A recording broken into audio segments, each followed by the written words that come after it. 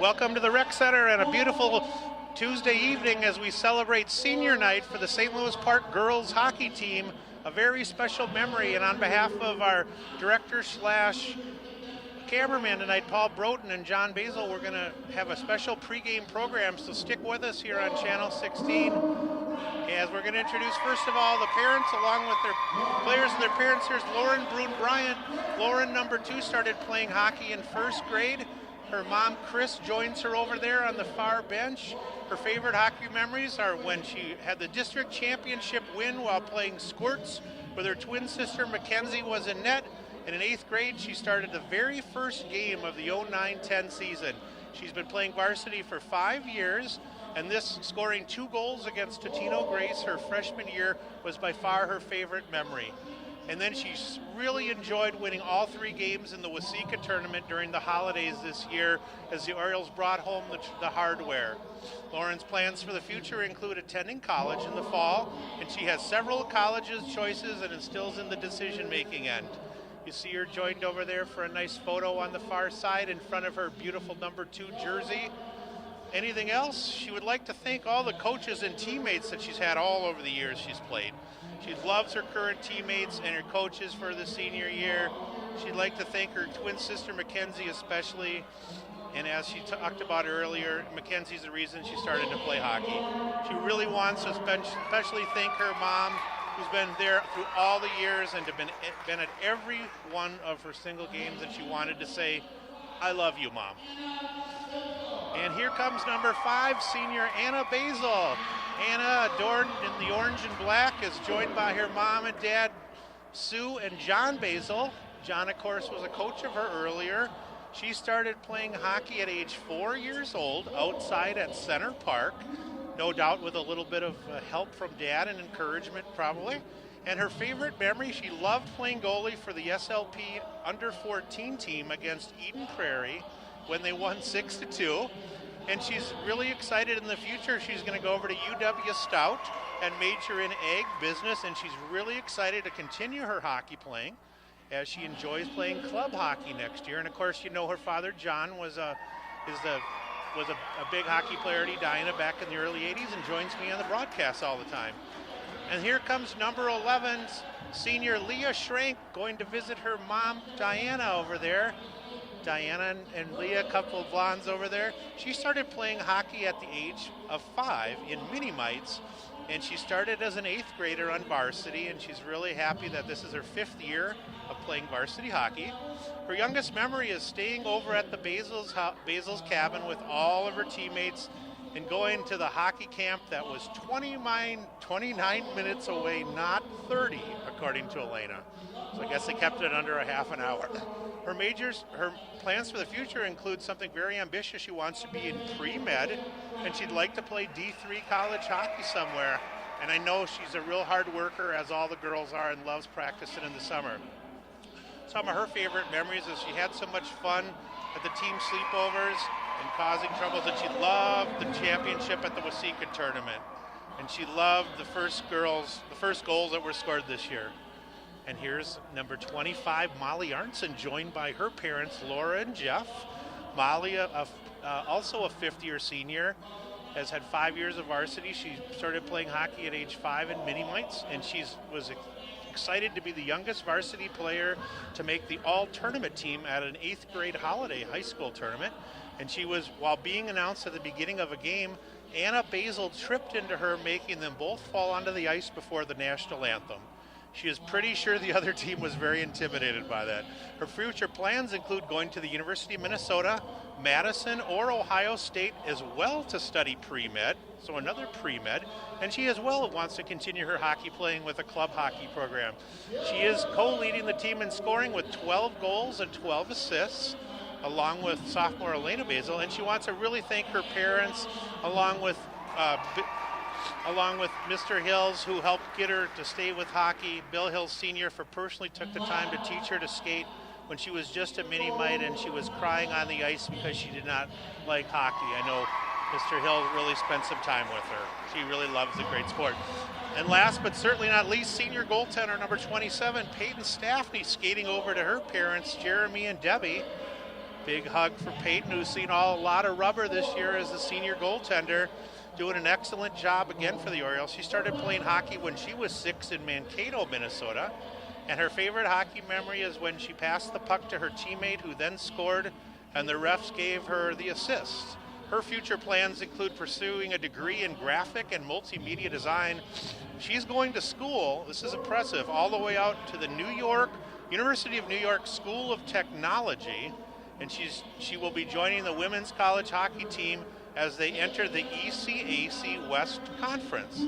So that's certainly Division 1 or 3 caliber hockey.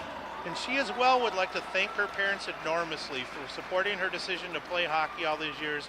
And she also really has had a wonderful experience with the coaching staff at St. Louis Park here, led by head coach Donnie Williams in his 3rd year, and his assistants Al Rabine, Josh Schwartout, who's been her goalie coach, who was an All-American at Gustavus, as well as a Park player, and Jake Evers. The whole staff here really has ties to the high school.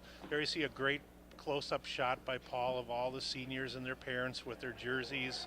Really a wonderful night. There will be a banquet afterwards too to recognize that, and really a special memory that all the underclassmen girls were able to come out early, as well as form a nice line and make their way over there. Also a special night here on this Tuesday. This is the last home game on the West Rink this year, and the band is going to be present tonight, as the Orioles are going to take host to the Prior Lake Lakers. And both teams come into the game with some expectations of having a really competitive battle. There you see a beautiful shot close-up of all 5 of the senior girls as they make their way over. Great shot, Paul. And I know I was talking to John Basil before the game. This is the first of 3 senior nights for the Basil family, as Elena is a 10th grader, and I believe Willie is in 8th or 9th grade. I apologize for not knowing, but he's on the Bantam 8 team. So the girls very excited, and I'm sure Coach Williams has got a chance to visit with Donnie briefly before the game, and he had nothing but positive statements to make on the girls. And I know he wanted me to express too that if any of the young girls out there are watching the benefit tonight and watching the game, if you're interested in the future of joining hockey here in Park, go to slpha.org. That's slpha.org for more information on signing up for summer programs. We're going to step away for just a minute here. Stick with us. We'll be right back for the start of tonight's game between Prior Lake and St. Louis Park here on Cable 16. This isn't Madison Square Garden. These drills probably won't make anyone a #1 draft pick. But these players are practicing for something important. While they work on their jump shots, they're also learning teamwork, discipline, self-confidence, how to deal with wins and losses. Skills that will make them winners long after they leave the court. Support high school activities in your community, because when kids take part, they get set for life.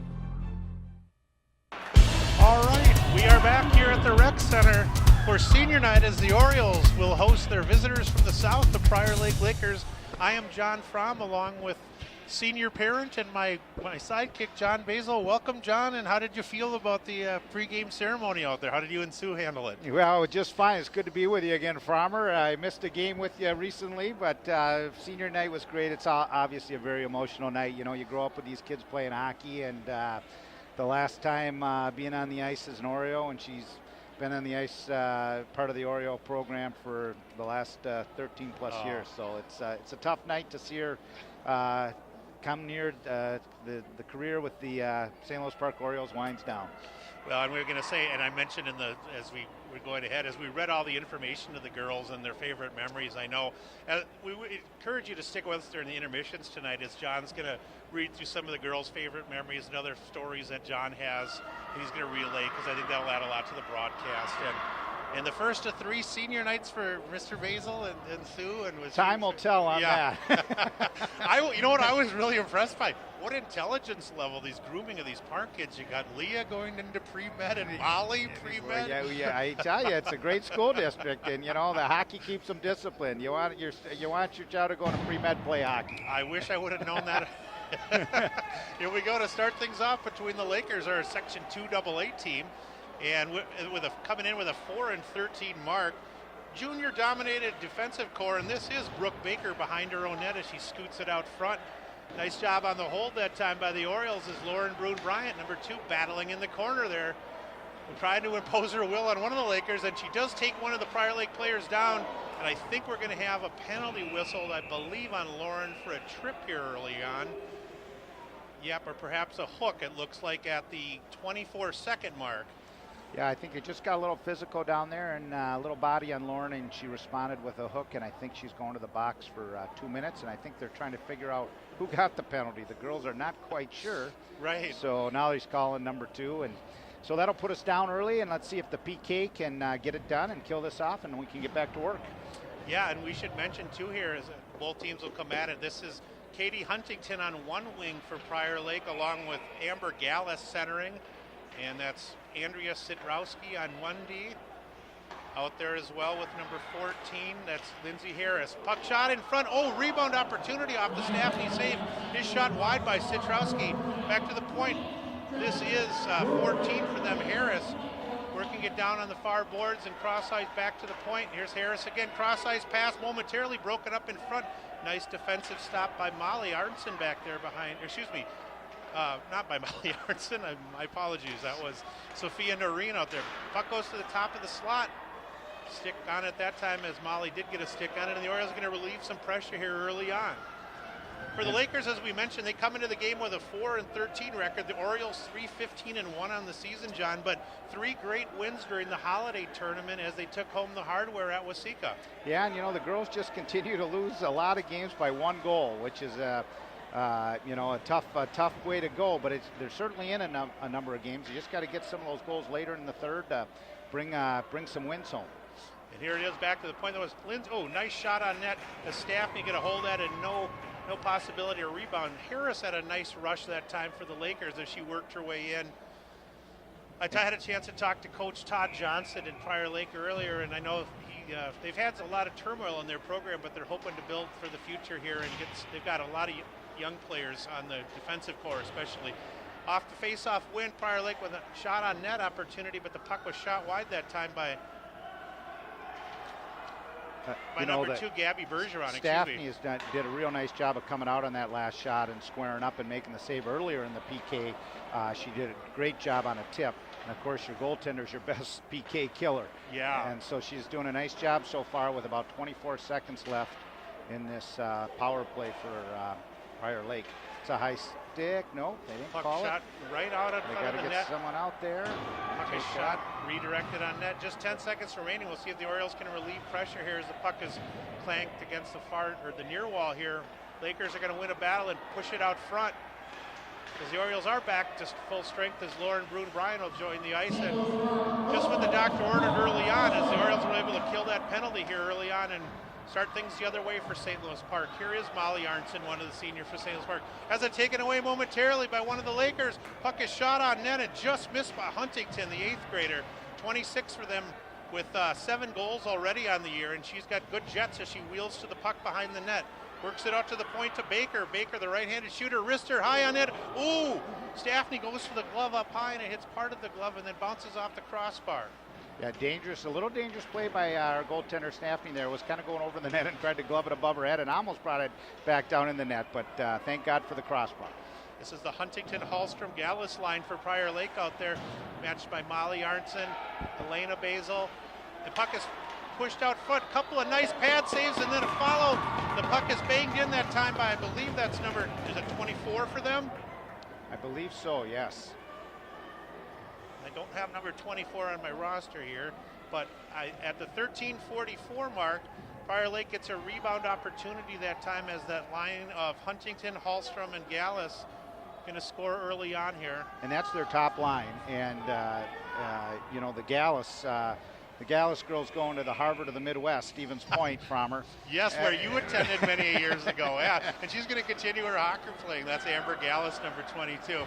So an early goal at the 13:44 mark puts them ahead early on, as this is the Sitrowski line for them out there. This is Andrea Sitrowski, a junior, going to push it behind the net here as the Lakers continuing with their forecheck and their offensive zone pressure. Puck is shot down by Lauren Brune Bryan. It looks like we're going to have an icing whistled at 13:20 as Lauren gets her skates on after the penalty she served. Yeah, and I think now that they've killed that penalty off, unfortunate they gave up one right after, but I think they can regroup now and get kind of in a flow, see if they can get some pressure down on this goaltender. There you see again out there. It looks like, no, yeah, Gallus did get one of the assists on that. I did not catch the name of number 24 there. Here's Noreen after the faceoff win for St. Louis Park, pushes it up the dasher board as the Orioles try to break it out, and indeed they do. Puck is going to be shot down, but icing waved off as Lauren Brune-Bryant with excellent speed wins a race down there looking for help.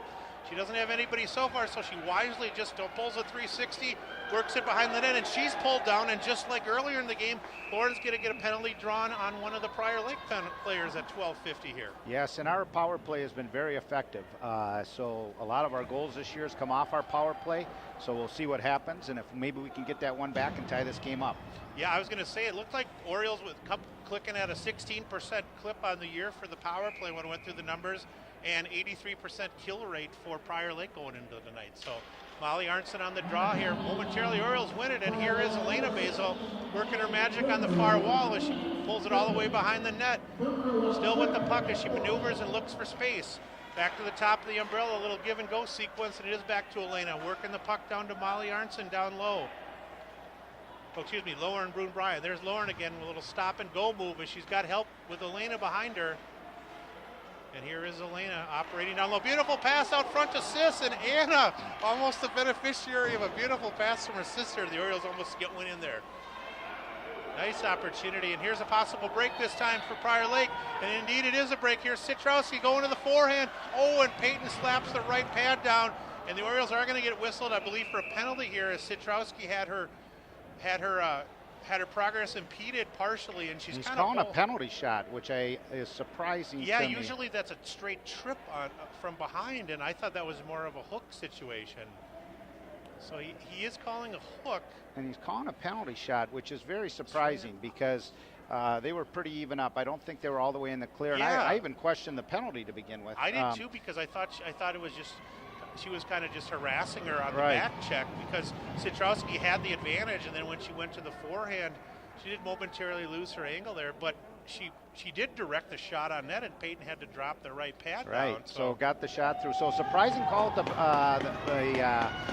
at obviously the penalty shot, but there's nothing you're going to do. You're not going to change it, so now we need Peyton to come up big.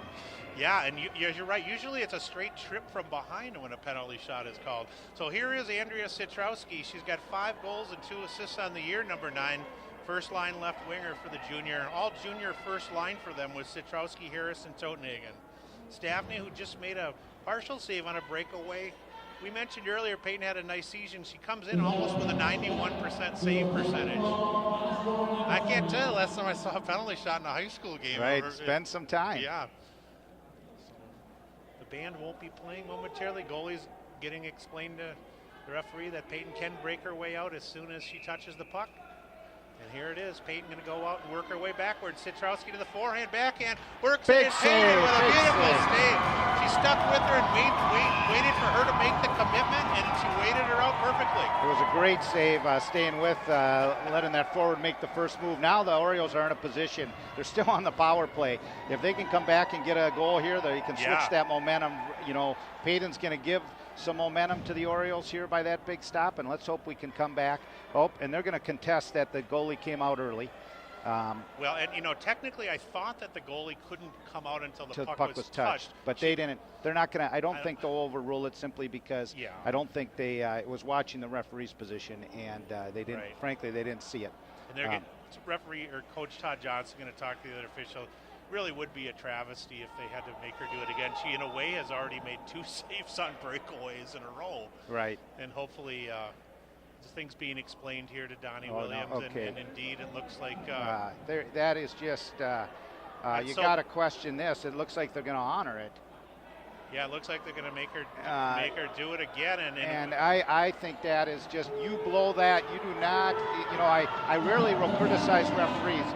But this is they blow that up front. They don't let a coach talk after the play and make this call. This is really, I hate to say it, Farmer, but you know, when you see. And not only that, John, I'm just going to chime in that it is high school hockey, and what that really has no effect on the play whatsoever. Staffney again, forehand, backhand, and again she saves on the first. Which is great. I'll tell you, you don't want to have 3 breakaway opportunities saved, and she went to the well again and worked her way. I think the referee should thank Staffney for not changing the game on really what is one of the most surprising calls I've seen in all of high school. I've never seen that. I've never seen a follow. And Citrowski went to the forehand on the first opportunity, and she goes to the backhand. It looked like Peyton had her kind of played out there. So, so I guess we have to give. And there's a pass shot or puck shot right out front. Battle in front, and Staffney down again as Huntington, the 8th grader, whacked it tough, and she had a break. Here's Molly. Molly with speed. She got a little bit of help here, shorthanded. See if she puts it on net here. Cross ring pass, and Lauren tries to redirect inside, unable to do so. But a great shorthanded opportunity. And here's Elena, because the Orioles are with a 5-on-4 advantage here, working the umbrella, firing it to the point, and Noreen will try to hold that in, but she's unable to do so for Sophia. Sophia to Elena, a couple of the underclassmen for Park being harassed this time by Totenhagen. Totenhagen gets back to her deep partner, Baker, and the puck is shoveled all the way down as the Lakers will change their defensive core. 24 seconds remaining in the Orioles man advantage. If you just joined us, you missed a lot of action in the first 6 minutes. A breakaway save and then 2 penalty shot saves in a row by goalie Peyton Staffney have kept us at 1-0 as the Orioles battle through here on senior night. They'll just about do it for the penalty here, as this is one of the Lakers again crossing down. That's Gallus on the forecheck. Full strength for the Lakers, and here is Molly again with some speed, working it up the far wall here. She's going to stop here at the dasher board and cross ice pass. Doesn't find anybody home, but here's Leah Schrank. Schrank with a nice wrister thrown on net, and a nice save by Miranda Pavlich. We haven't mentioned her yet, but the backup goaltender getting the call today for Prior Lake. Pavlich, just a sophomore, only her 2nd start of the year, but she comes in with a little bit higher than a 90% save percentage as well, and Coach Johnson very happy with that. Here's Catherine Evans off the draw for St. Louis Park. Not able to win it, but the freshman getting an opportunity out there. This is the 3rd line of unit with Alexis Baker, Michaela Jones-Klossing, and I believe that's Alyssa Meredith seeing some ice as well out there. Here's Evans, the freshman, battling with Jones-Klossing up the wall here, and unable to hold it in, and Brooke Baker going to fire a wrister that doesn't find anybody home here. And here is Baker doing some back checking for St. Louis Park. Puck is taken away momentarily, and almost a great opportunity again by Gallus behind the net. She passes it out front, and another stop save. I don't know if that was clean off Staffney, but here's Gallus again able to take the puck, and you can see why she's going to Stevens Point to play some college hockey.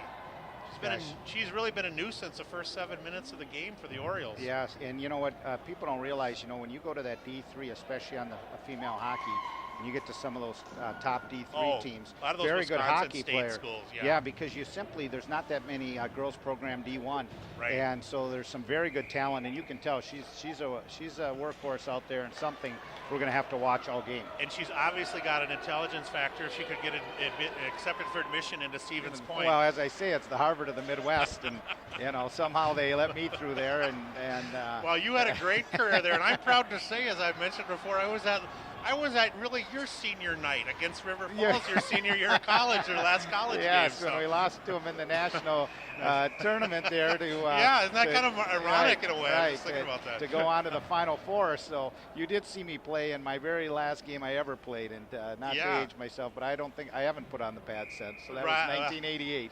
Yeah, that was a rough and tumble River Falls team with a lot of Canadian junior B teams players back then. Another nice save off the face-off, or before the face-off, as Peyton did a nice job stopping that opportunity. Oh, we got another penalty on Lauren. It looks like a cross check.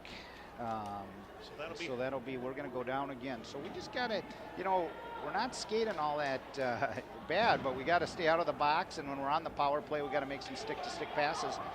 So hopefully we can kill this one off and get back to work again. So second minor of the first period for Lauren, and Gallus going to take the draw against Arnson out there. Molly going to momentarily win it, but she loses possession on the weak side, and here's Citrowski on the far side. Citrowski and Huntington up there. Here's Huntington, the 8th grader, kicks it out front, and Eva Rose steps up and bangs it out, and a nice dive by Molly is able to just momentarily break pressure. Puck rattled around, and here's an opportunity for Harris as well. Harrison, here's Gallus behind the net. She's got Citrowski out front. Gallus operating behind the Oriole zone. Back and forth she goes. Where she stops, nobody knows. Back to the top of the umbrella here. And here is Tomlinson. Oh, a redirect. In nice. the crease now. Look at it. And they're Yeah. not calling it. Gallus is in the crease, and Yeah. she redirected that shot beautifully. Here's Gallus again being checked off the puck by Natalie Vig. And here is Noreen just going to try to take that away momentarily as the Lakers and Orioles will battle here on the near side. Attempt at a sweep check momentarily by Noreen as she's still harassing one of the Lakers players and ties her up beautifully.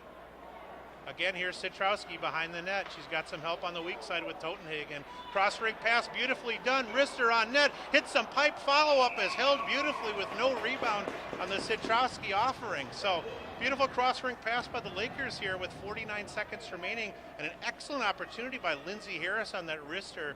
Yeah. She did draw some iron, but I think equally as impressive as a goaltender parent was that Peyton stayed square to the puck and was in a perfect position to handle the rebound and did not allow a rebound opportunity. No, yeah, Peyton's been keeping us in this. Yes. And we got about 39 seconds to get back to even strength and see what we can do here. That was a great rush. Oh, puck bounces off about 3 sets of bodies there. Oh, and Leah Schrank not happy with one of the players, and she's going to let her know that you're not going to mess with my Peyton Staffney in front of my No, net. that was a good play by Yeah. Leah. Took a whack at our goalie. A little warning from the referee, but no penalty called, and I don't think one should have been called. You'd have to call both ways, but Yep. That was a Taylor Murray wrist shot from the point that hit a couple of sets of bodies and popped up in the air like a pop-up during baseball season. Nice win by the Orioles off the draw. They're able to push it to center ice and relieve pressure. Lakers going to regroup and set things in here, and another square to the puck situation here by Staffney as she's able to thwart an opportunity that time by Hallstrom. Again on the weak side here, puck shot out is again here back out to the point. Ooh, a redirect in front as I believe that hit a skate as Maddie Primo, number 16, fired it from the point, and I think that hit number 7, Brooke Ranigan, and redirected him there. great save by Peyton. She just was square, and she saw it come to the 5-hole. She closed up the 5-hole, nice and square, top of the crease. Some great saves by Peyton to keep this game close at this point. 2 seconds is all that remains in the power play, and Lauren Brood Bryant is back as the Orioles now are at full strength here. 7:15 remaining in the first period. If you just joined us, 1-0 the Lakers from Prior Lake against the Orioles here. Back to center ice here, all 5 Lakers kind of tightly bunched together. They're going to push it in, and with speed, Citrowski going to win a battle on the far side and push the puck around down behind the Lakers zone. On the near side here, a redirect, a shot out front, and Natalie Vig going to battle Citrowski, get some help from her friend Eva Rose. Vig with some help again as the Orioles are going to try to change direction, and Sophia Noreen going to try to go up this near side, but nothing home there. So she's going to try to backhand it out, and again that's thwarted by Alyssa Primo. Molly Arnson being thwarted here as the Lakers' speed and aggressive forecheck has caused a lot of problems for the Orioles on a breakout. Eva Rose is taken off the puck quickly, and she loses her stick here. Seems to be okay, and they are able to knock it out here at the 6:20 mark. Both teams will change on the fly here, and here's a long cross-ring pass to Totenhagen, who has her slap shot partially impeded by the stick of Leah Schrank. Eva Rose going to spear her way off after she had that situation where she did lose her stick and momentarily made some contact with a Prior Lake player. Glad to see she's okay. Yeah, it's been an interesting first period as you watch. There's really hasn't been a lot of flow at this point for the Orioles. Right. You know, I've seen a lot of their games, and they just kind of got to get in the flow. They got to kind of forget about the first 11 minutes here. They got 6 minutes left and start getting some flow with their lines and start breaking the puck out. And Prior, oh boy. And here's a breakaway this time. Here again is Totenhagen, forehand, backhand, and the 4th breakaway save of the period by Staffney. Totenhagen, again, one of their leading scorers with 3 goals and 9 assists. She's thwarted again by Peyton. Well, right now, if we were going to name the star of the game, we know who it would be, and that's the person between the pipes of the Orioles, doing a wonderful job. And we got to get it out and get it, as I say, we just seem to be lacking flow right now. And a lot of that, too, could be you had so much energy with the senior night and the band, and then 20 seconds into the first session, you go on the penalty kill. One thing I was going to ask you, I noticed in that sequence, you've got Leah Schrank playing some D along with Anna. Yes. Have they been I haven't seen a lot of the recent games. There's been a lot of movement with some of the forwards falling back to D and just shortening up the bench a little. Leah has taken a full position at D. Okay. And so she's moved back. And then Anna, I think, was just coming back to cover one of the Ds that pinched up. Okay. But they both did the best job they could back there. Leah's been doing a fantastic job on D since she's been moved back. Here we got our third line out again against them right now. We'll see how the Orioles do. Another big save by Payton. That was Brooke Baker, the best defenseman for Prior Lake, who fired a laser on net. And here's Evans along with the third line unit. We mentioned this is their second shift of the period. Michaela Jones-Klossing and Alyssa Meredith getting some ice as well out there. Natalie Vig out there on D, and a puck shot on net. Somehow Staffy able to get a glove on that as she was being charged hard by Totenhagen again, who probably still a little frustrated that she couldn't get that breakaway goal in. Well, Payton has been on her game. There's no doubt about it. And see if she can stay hot throughout this period, and the Orioles maybe can regroup. We'll see how we do. We got our first line out there now. And you see a lot of that in high school hockey with the line matching. Eva Rose going to try to pursue an offensive zone forecheck here, and Eva's still battling on the far wall here. Several of the Oriole and Laker players pursue. Beautiful cross-ice passes stolen away though by Arnson, who fires it off the shin pad of Primo. Back to the point, Noreen's shot is kicked out towards center ice, but again held in nicely by Natalie Vig. Lakers going to change direction and go with some offensive zone flow on their end. Again, here is Rannigan. Rannigan, the right-handed shooter. No angle there. She hits the side of the net for Brooke Rannigan. Behind the net, both teams will battle. One of the Lakers checked down by Natalie Vig there. No call here. Puck shot out front. Fired close to the net, but unable to make contact with her shot and drive it towards the net was Primo on that opportunity. Orioles going to use the glass light nicely as Elena tries to pass that forward. Orioles complete their change here, and we are down to 3:45 remaining in the first period. If you just joined us, the Orioles have done a nice job defensively, especially with Peyton Staffney, and keeping this at a 1-0 game here on senior night as the Orioles battle a bigger school in Prior Lake. Puck held in here, and nice job that time as Lauren Brune-Bryant and Anna Basil out there getting some help also by Maris Cunningham as well. Here's Anna. Possible 2-on-1 as she had Lauren on the weak side, but she just couldn't get around the Laker player. The referee. The ref and the Laker player yes. was enough of a... Right.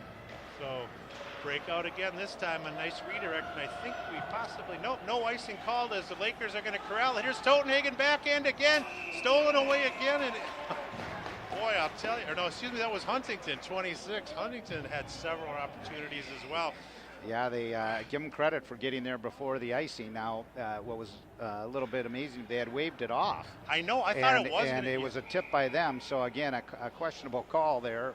When they waved it off, then they went hard, so I wonder what would have happened there. So yeah, that Huntington really hard, that 8th grader, and we should mention a lot of youth in the first couple units for Prior Lake. Their whole first line is juniors, and Huntington is just an 8th grader on the left wing on their second line, who's got 7 goals on the year, second leading scorer for them. So working behind her own net, here is Taylor Murray, one of the defensemen for Prior Lake. Nice job by Leah Schrank stepping up to momentarily try to hold it in. Unable to do so, but nice pass by Arnson. She finds Elena. Elena operating like a magician out there, unable to break it through one of the Laker players. But good hustle by Leah Schrank to hold it in there on the near side. Taylor has her, nice step up by Leah Schrank as she impedes the progress of Taylor Murray's breakout. One of the players taken down, nothing called this time. Laker players hoping for a penalty. Here is Molly Arnson, just going to chip it. I don't know if she's got a golf background, but that was a beautiful wedge shot. I'll tell you what, she chipped it right over the net. Here is Molly again. She's got Sophia Noreen on 1D as the Orioles are going to change a couple of their players. And Prior Lake with a nice opportunity. Anna with a nice job at a forecheck there. She tipped the puck away momentarily, and then a big collision between Anna out there, and I believe that was Huntington as well. Wow, they really butted heads there. Here's Huntington again, 26. She'll corral the puck and get it into the Orioles zone and peel off for a change. Just a minute 30 remaining in the first period. We'll see if the Orioles can keep the game at 1 goal here. Puck shot out front and just a redirect opportunity, and nobody home that time.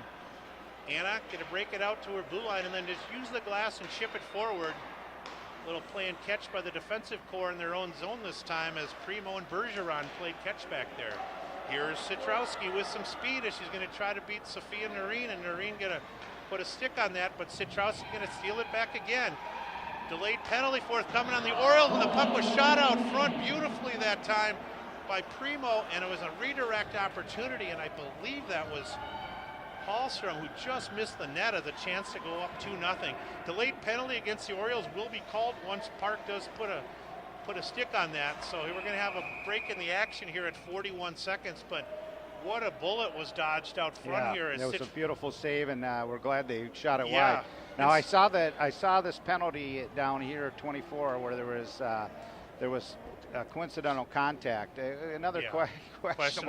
You know, you get through this period, and obviously the only person that doesn't need to regroup in the period will be was Staffney, because she has had a heck of a period. She's just going to have to sit out. The Orioles and need get to some regroup, slices, and again, I say this cautiously, Normal, but the ref crew needs to regroup as well. Here's Molly with a shorthanded opportunity, forehand, backhand. Oh, and she just gets the opportunity thwarted, but she's able to hold the puck in and push it all the way back down. Payton going to stop that with 20 seconds remaining, and the Orioles will just shoot it out wisely. So up and down they go. Where they stop, nobody knows. And just 15 seconds remaining in the first period here. Puck harassed by the Orioles at center ice here. Neutral zone opportunity is brought in this time. Puck shot on, and one of the Orioles gets a stick on it. Just 3 seconds remaining. Puck shot out front. Staffney able to get the glove on it, and that'll do it for the first stanza here. And although the Orioles trail 1-0 as a result of an early first period goal by Katie Huntington, I'll tell you, a lot to be proud of on the defensive side by Peyton Staffney, as she's getting mobbed after two back-to-back penalty shot saves, which I've never seen. Plus 2 other breakaways. So, well, and the interesting part, not to belabor the point, but on that penalty shot, it's the referee's job to watch if the goalie leaves earlier. Right. And they let it go, and they didn't call anything, and it wasn't until the coach came over. If they didn't see it at that point, with three of them, then I don't know how you can say we're going to trust the coach's opinion of that and award another penalty shot. I have been around the game of hockey for dang near how about just 30 plus years? 10 years? 40 plus years, and I've never seen that happen where a coach has been able to call another penalty shot. So certainly amazing to me, but well, and the really strange thing about that was I could tell by the time Citrowski was at the top of the blue circle here that Peyton had started breaking out. So there's no doubt the coach saw that, and that would have been the right call. But it was just so strange that between 3 officials and then a coach just mentioning it, that immediately they just said, "Oh, you're right." And, right. But you know what? Thank goodness it didn't matter. It didn't matter. At least that, and maybe Bill Payton's. Right. If you make the second save. Right. A lot of times the goaltenders can bail their defensemen out when they make a bad play. In this case, Peyton bailed out the officials. Well, the nice thing, if you're a Wild fan, with all the injury problems in the Wild goaltending front, if they are looking for a shootout goaltender, perhaps Peyton Staffney will get the call. Yes, yeah. I tell you, I got, since we're talking about Peyton, she's a senior tonight, and I got to tell you, she came up through the Mankato, Minnesota program, and she moved up here a couple years ago. Jeremy and Debbie moved up here. They're a great family. They've got a son that's in the Bantam program here in St. Louis Park, and he'll be coming up. And it's been great to have Peyton here. She is our #1 goalie. She's a senior. She's done a wonderful job. Even this year, which I tell you what, they came very far and few in between in my career. She got an assist down in the Waseca tournament. She loves to play hard, and she's just one of those people that enjoys the game. And she's an outdoors person too. She loves to hunt. She loves to fish. She loves to go camping. Oh, that sounds like the kind of girl Willie Basil. Willie Basil, yes, yeah, an age difference there, and an older one, and an older young woman as well. The other thing that's interesting is she's made the Reebok Nationals team, and she was conference honorable mention. Well, I'll tell you, and this is just an observation. You were an acclaimed goaltender all the way up through, Edina. And then, are you feeling all right today, Farmer? I don't know. My head's a little lightheaded. I don't know. I might need some medication, but you and I both really enjoy watching the goaltender and rebound control, lateral quickness. nowadays you got so many butterfly styles. I just got to say, I mean, I know Peyton didn't get a ton of ice as a goaltender the last several years. Yeah. But I tell you, I want to give a special shout out to Josh Swartout as well, and probably Donnie. Yeah, yes. Donnie was a goaltender coach forever, but Swartout, who's the Park girls goalie coach, you know, probably nobody better in the history of Park in terms of performance. All-American at Gustavus. And I see they must have a strong relationship. Well, I'm a little biased on the boys' side. You know, when certainly Swarty, one of the top goalies to come through the program. But the one thing St. Louis Park has had going for them is strong goaltending. You know, Connor on the boys' side right Connor, now. and you look at the year before, Frommer there, you had Nichols there. I mean, and I know the youth coming up. St. Louis Park has very strong goaltending, and we've had a tradition of that. And Swarty's one of them, and I think the world of him, and he's done a great job with Peyton. But I think the world of your son. I've said this before. A quicker recovery goalie I don't think I've seen come through our program, and you look what we have with Connor Clares this year. Yes, I mean, we are very fortunate, and I could tell you, I'll go down to the Bantam program with Atticus Rash and Love Sam that name, by the way. Yes. Love the name, Atticus Rash. I love it. I don't know the nationality, but he's done a great job for your Bantam He has team too, and so is Sam Amundsen. So, you know, we've got good goaltending throughout the program on the boys' side, and of course, Peyton here on the girls' side. Well, we should make sure we thank you, too, for your work with them. You know, you were a high school coach in the girls' program here for several years, too, before Donnie and his staff came in. And, you know, I know, that you helped Podes out the last couple of years as a goalie coach for the boys. You've tried to help out the youth program. I know Mark Clare's Connor's dad is forever with his background as a so that's really been, back in your age, you had Willard Eichel as a varsity coach who was an acclaimed goalie. Yes. But back in most schools in the 70s and 80s, you didn't really have goaltender-specific training. No. Goalies were kind of just an afterthought and don't bother. Yes, and I think the reason that goalies really didn't get a lot of training is because simply they're the smartest and the best athletes from her. So they just don't need as much training. Right, But no, you know what? It is changed where you have goalie-specific coaching, and obviously Willard Eichel was focused on the whole team and the team concepts and what we needed to do there. But certainly a motivating factor when I had the opportunity to play for him. So it's nice to see that the goalies get the attention they deserve today. And really, you look at the number of goalies that go on because they see the game back there so well to coach, whether it's Frank Serratori at Air Force or Scotty Owens at Colorado College, or Willard Eichel at Edina, the number of successful, what I'm saying is successful head coaches at high levels. The number of them that are goaltenders has been huge, and it's really because they see the game back there. They get a good understanding of it, and you can even look at Mazzolini, who coached Harvard, another goaltender who went on to coach. So the number of D1 and coaches and professional and high school coaches that came out of goaltending to coach full teams has been very high. Well, there's one person that affected my life greatly in my interest in hockey, and that was at the age of 5. I lived in South Minneapolis, and I used to skate at the Richfield Ice Arena when it first opened. And the North Stars used to practice there in 70 and 71. And I used to go down there. My mom would bring me down there, and Caesar Maniago would be down there with Gump Worsley. I'm really dating myself, but I would Gumper didn't wear the helmet. Right. I thought he was nuts even at age 5. I couldn't believe it. But I went to school with Caesar's daughter for a little bit. I believe it was Michelle. And I was at Richfield Ice Arena, and Billy Ross, who ended up coaching up at St. Scholastica, was the coach at the old Spartan Hockey School coming out of Richfield. Talking to high school coaches, though, I gotta talk a little bit about Leah Schrank, because she is the niece of Tim Donahue, the old high school coach here for St. Louis Park, and he's here tonight. And he's here tonight to see his niece play on senior night. And I tell you what, these girls, these seniors, especially. I knew Peyton the last couple of years, but these other 4, I grew up with them. I helped coach a lot of their teams, and had the opportunity to see these 4 seniors play together. Leah Schrank, it's funny because in the program she wrote the time that I was chasing around the rink, her as a mite, and she slipped and fell and went into the board. And my heart about dropped because she hit hard. And I didn't know if she was going to get up. And, of course, at that time, I'm trying to get her to skate faster and have her chase me and do different things. And the reality of it is I was worried she was hurt. But she did get up. as a tough hockey player as she is, because she's a very tough physical player on this team, came back, and she's wonderful to see. She's a fifth-year player on this varsity team, and she did, unfortunately, in her very first year, have a concussion and missed some time, and was able to come back. She's an active person. She volunteers in the community in a number of different things, and I'll say this about Leah.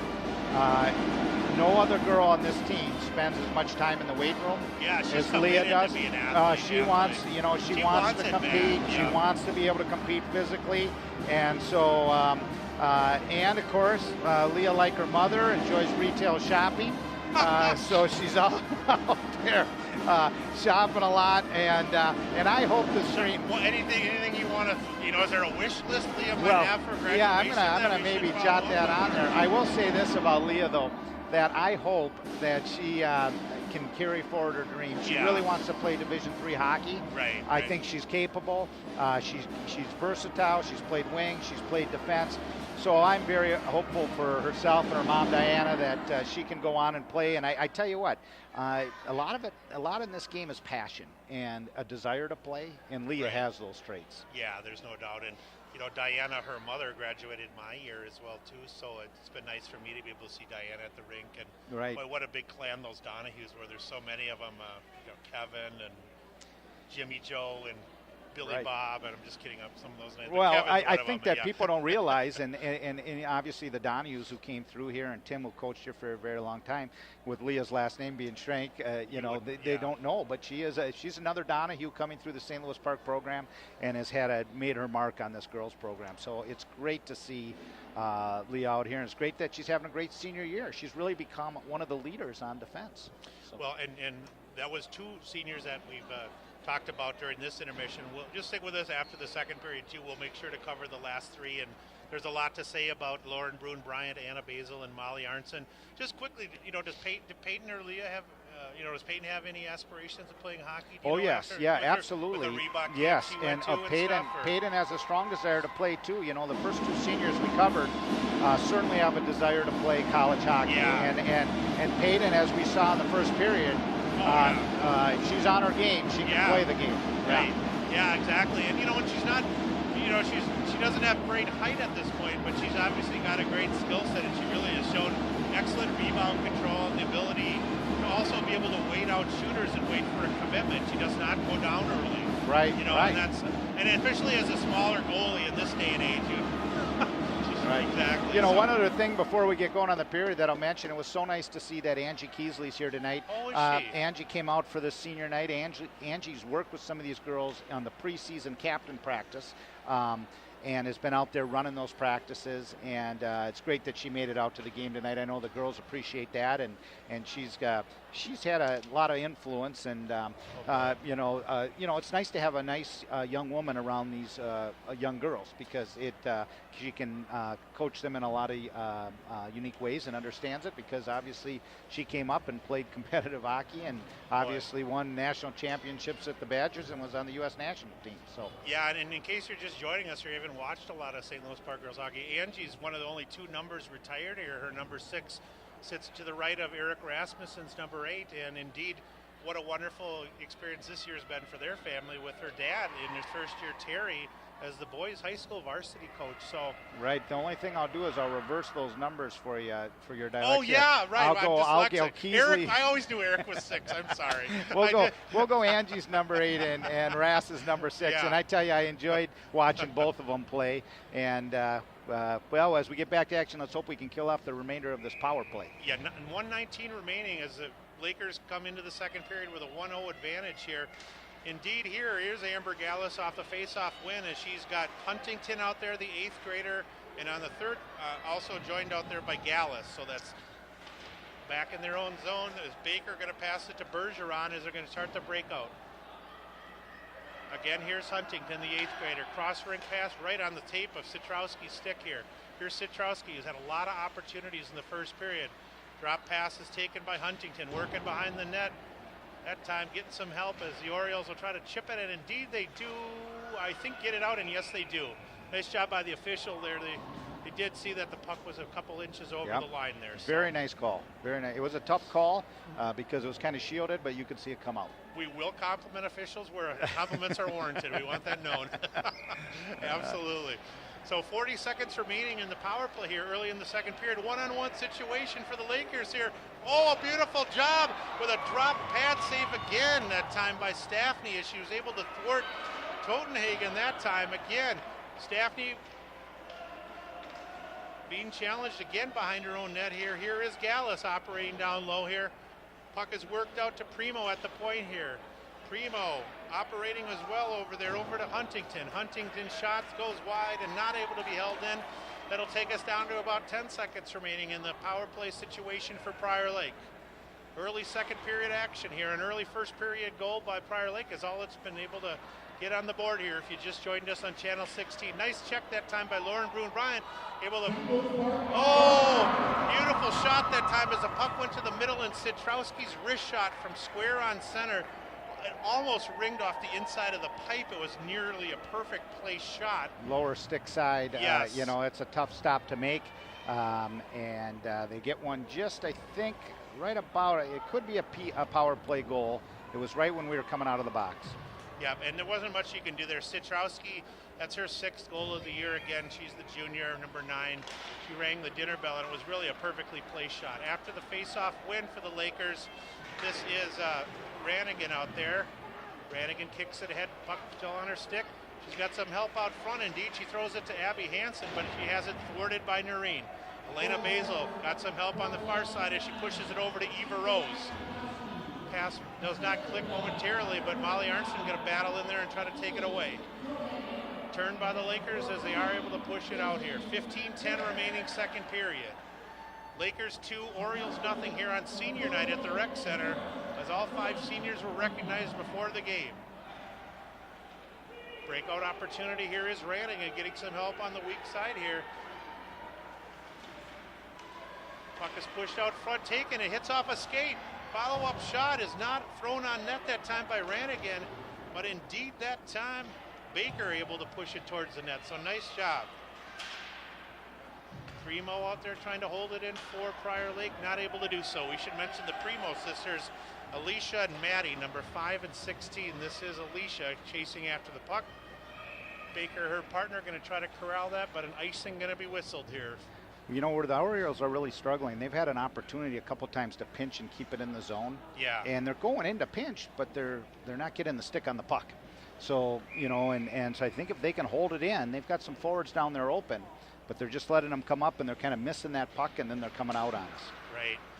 Puck shot at it. And both teams, during the season when I looked at the stat packages, I took a look at some of the, Prior Lakes had a lot of the similar problems that St. Louis Park has. They've been outscored 22-8 in the second period. It's been by far their worst period of the year in terms of offense and goals allowed. So, and the Orioles, nice job stick handling out front that time by Prior Lake off the face-off win. And again, here is Primo. She's got the puck with Harris over there. A whistle is going to be thrown on the ice here, and at 14:08, we're going to have a stoppage. So, Coach Johnson mixing it up there, as we mentioned. He's only in his 2nd year as a head coach at Prior Lake. Donnie Williams and his staff in their 3rd. Off the face-off win, here's Huntington, the right wing position. She's going to be able to check it and win down low. Puck passed out front. Several sets of skates on it. Here's Huntington. She's got some help. Cross-ring pass to Baker at the point. Baker's shot not able to go through, but she holds it in momentarily and does get some help from her friends here. Here's Brooke Baker circling back into her own zone. She's got Huntington on the far wing here. Let's see if she pushes it out to her. Being aggressively forechecked by Anna Basil. Nice pinch up that time, as you mentioned, John, by one of the Orioles. Able to hold it in. But that's exactly what the doctor ordered. A little over 13 minutes remaining here in the second period as the Orioles complete their change. Nice cross-ring pass is pushed out front, but nobody able to break that through for them.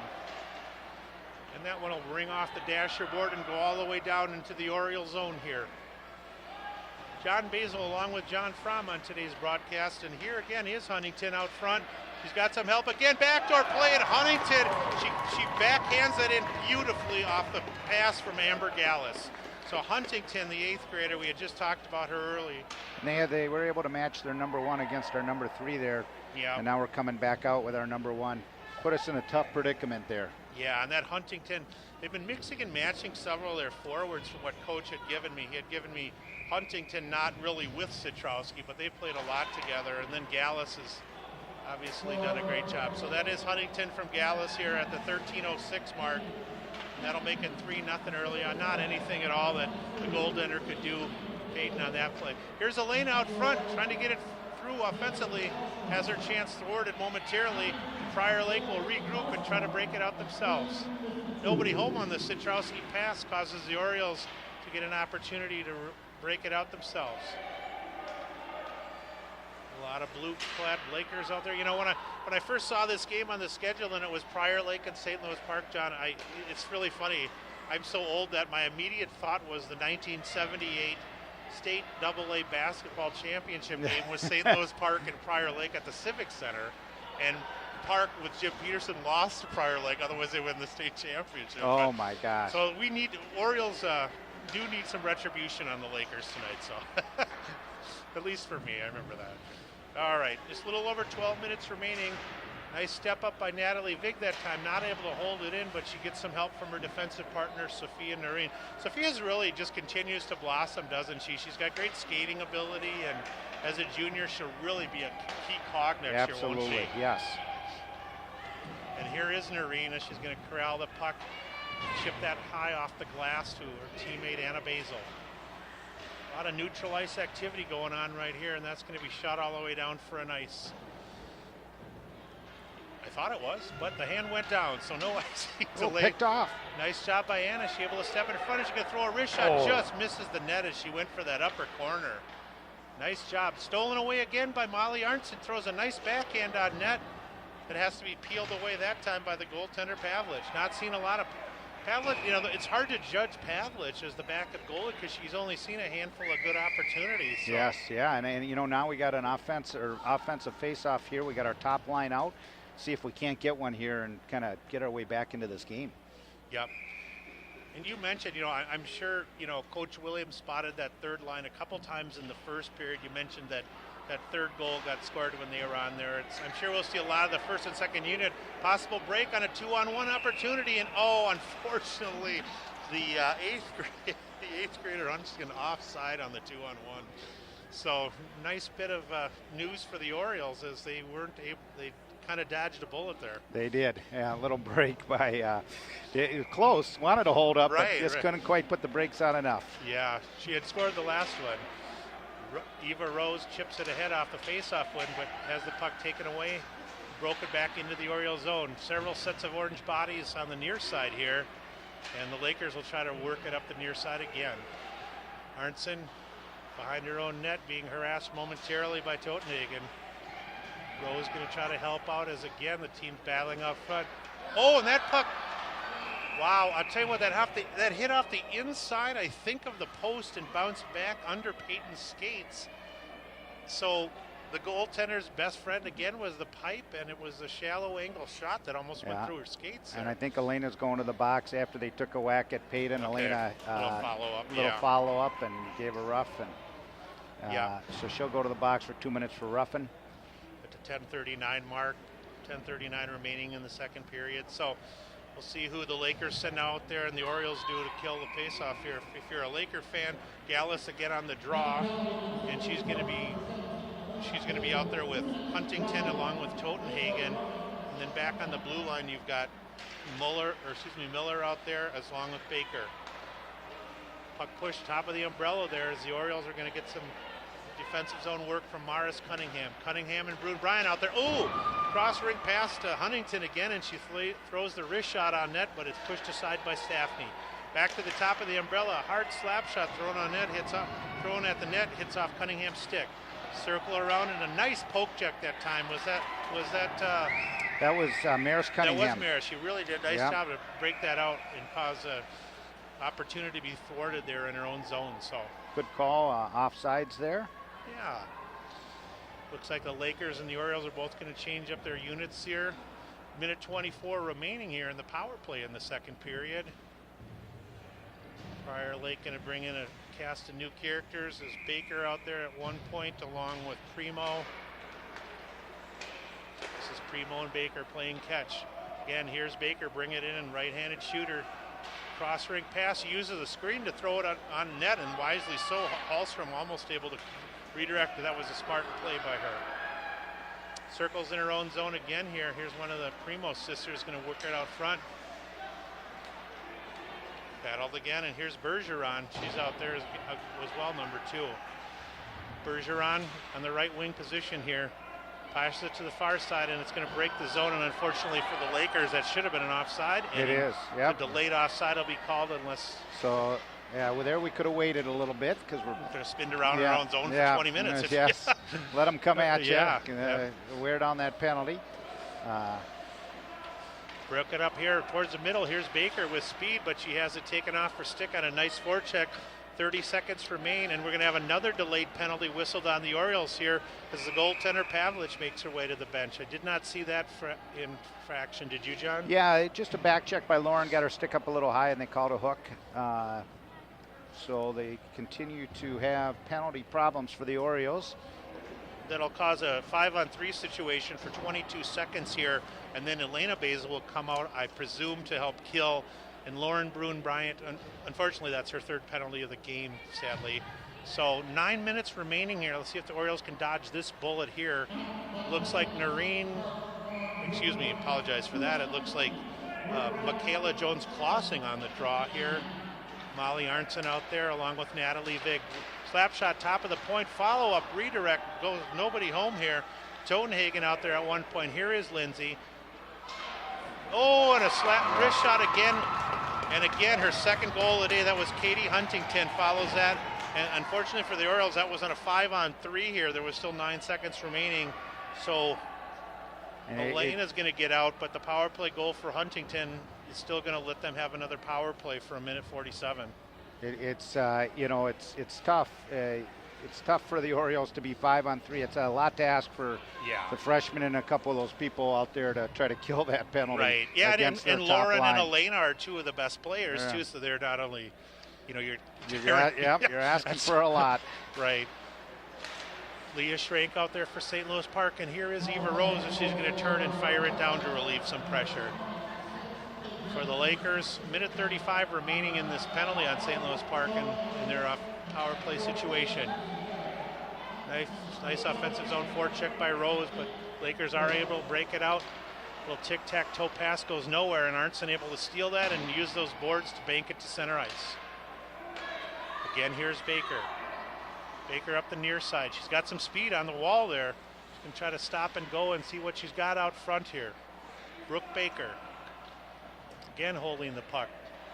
Cross ring pass, beautifully done. A nice stop and go shot there as well. Nice job by Baker there. She found Primo on the far wing, and indeed Primo just put it on net quickly. Orioles are going to change it up here too. 1:02 remaining in the power play. 8:03 remaining in the 2nd period. If you just joined us here at Senior Night at the Rec Center, stick with us after the 2nd period as we're going to talk about some more of the senior players. Off the face-off win, puck shot out front. Oh, nice job by, I believe that was Natalie Vig who got a stick on Huntington. Or no, I apologize, that was Alexis Baker who got a stick on Huntington. Otherwise, Huntington would have rattled home her 3rd straight goal for a pure hat trick. So, again, slap shot high off the blocker. Nicely done by Staffney. Redirect by Huntington. Nobody home there as Staffney continues to see a lot of rubber. Operating top of the umbrella here. Again, here is Totenhagen. Backdoor cross pass to Huntington. Oh! Huntington again with an opportunity thwarted as a redirect just misses the far pipe. Just 20 seconds remaining. And Alexis Baker out there trying to stop the bleeding a little bit for Park. Totenhagen follows her own hold.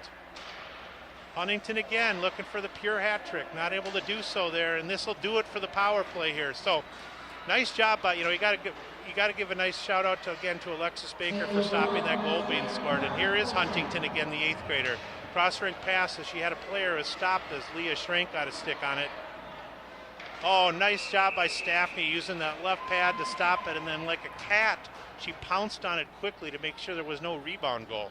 Nice work by Peyton again to make sure that it doesn't go 5-0. So, that's one of the. This is a perfect time, as a goalie too, where I tell you, they don't in high school hockey. You're not allowed to have the water bottle on the back of the net, and if there was ever a time when a goalie needed some fluid once in a while, it'd be Peyton right now. Yeah, so. And I think, that's an interesting point you bring up. I think the high school league will eventually change that. Yeah. I think it just Wow, did she glove that high? Yeah, and then blew the whistle, and then after the blue went in.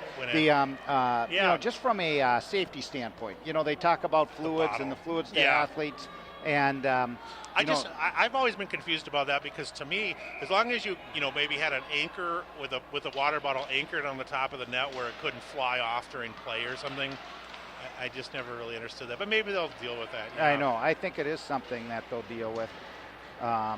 Here's a break for Park as they're back to full strength. 6:30 to go. See if the Orioles and Arnson gaining possession. Molly's shot on net. She follows it beautifully. She's got some numbers out front. Nice cross-ring pass to Elena.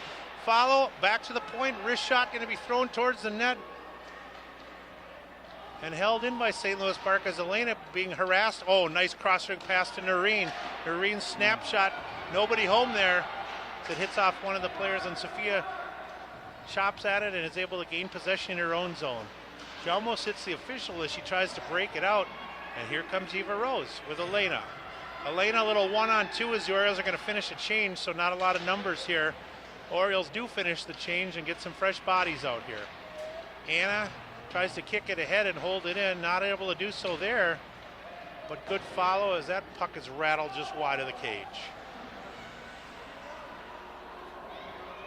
Little action in the sorry, little action on the far side here, and that one is whacked high. Beautiful use of the plexiglass. Stop and go move, backdoor cut. Let's see if Peyton can hold it. Oh, and I don't know if Anna got a piece of that or what happened, but that young lady missed the net on another breakaway. Yeah, we'll give Peyton a credit for her 6th breakaway save tonight, because it's her senior night, and she certainly had a scarer off, if nothing else. Yes, exactly. So, well, I think Anna harassed her enough too, and I don't know if Anna caused her to. I think it was Bridget. Oh, it was Bridget. Bridget Duffy. Yeah. Okay. And great job by Bridget to just put a little pressure on her, make her hurry, and away we go. Here's Lauren Broom-Bryant, gets it out. That's the only thing in girls hockey as an announcer. It's much harder than boys hockey, not because of the speed necessarily, but because so many of the girls have ponytails. And You're right. They cover. If you don't, they all have black hair or blonde hair. Yes. You can't see the numbers as well. Here is Anna, and I'm sure that is Anna on the near side. And Natalie. Yeah, look at all the ponytails out there for St. Louis Park. That's something you usually don't talk about in a hockey game, but. But you bring up a valid point. You have to look at the shoulder number. That looks offsides. Yes. Yeah. Well, that was another interesting call. Too many men. Yeah. They just hit, and no call on the offsides or the too many men. Yeah, there was definitely 6 Lakers out on the ice momentarily, but the official's going to let that go here. 4:15 remaining. Ooh, and an altercation towards the blue line there as Natalie Vig not making any friends there with Lindsay Harris. Back to the point, Primo's shot on net. Nice save initially. Puck corrals off into the corner, and Prior Lake in a maneuver. And that pass, and nobody home here for the Lakers. So Basil, the lone Oriole on the forecheck as the rest of the players are going to peel off and finish their change. Nobody home on that cross-ring pass is going to cause an icing. And John, while we have an opportunity, I just wanted to have a shout out to the Bantam A team from St. Louis Park. We had mentioned that briefly, or I saw something in the newspaper about it, but I think your son Willie, a big part of the success that the St. Louis Park Bantam A's tied this, which is now number 1 ranked Edina. I saw the new rankings, and then they also beat Manwastanka 4-3, which is a number 5th ranked team. Yeah. And they, their overall record right now is 13-9-7 ties. And so they've been competing very well, and it's a really well balanced team. You can get scoring from multiple players on that team, and that's why they're having so much success. I would start naming them, but I'd really need to name all the players on that team, and that's why those players stick together. They're going to have a very, very nice high school career. They're tying the number 1 ranked team. They're beating the number 5th ranked team, and they've got just a number of players that are putting that puck in the net. Absolutely, that's a ton of great success. That puck is shot on net again and bounces through, and Staffney going to put a glove on that. And we should mention, if you're watching tonight's game, we little bit challenged here with Cable 16 to cover a lot of youth events because there's so much high school activities that we cover, Paul and his staff. But go make sure you go to slpha.org. If you ever want to watch any of the Bantam A's, B's, girls program, squirts, mites, peewees, it's all free up here, and there's games almost every night up through the middle of February up here. So great entertainment. Yes, absolutely. And coming to a youth game, there's a lot of excitement, and you see a lot of good youth working hard, having fun playing the game. Just a little less than 3 minutes remaining in the second period here as the Lakers controlling play in their offensive zone. Oh, a beautiful shot. I'll tell you, Totenhagen had no angle on that slap shot, but she released it perfectly. She's able to catch that as well, Totenhagen, and try to put a backhand on net. This line is smelling blood. This Citrowski-Totenhagen line has really been aggressive this game, and they really are going for the gusto. Puck will be chipped out for the Orioles, and Rowe is going to try to work her forecheck pressure here on Citrowski. Nice job by Sophia Naring, going to whack it all the way in, and Eva Rowe is going to peel off, and another Oriole player will join the rush. Just 2 minutes remaining here in the second stanza, and here is Totenhagen again, trying to battle Molly Arnson and harassing her just enough to cause the puck to be held in. Little give and go as one of the Laker players tries to pass it to herself off the boards, but unable to do so. Lakers are going to have to retouch her, and offside's going to be called here, and indeed they are going to whistle the delay offside. And we'll take that delayed offsides, give us a little breather, and with 1:43 left. Yeah, we're going to make sure, as we talked about earlier, join us. John's going to continue to talk about some of the senior players.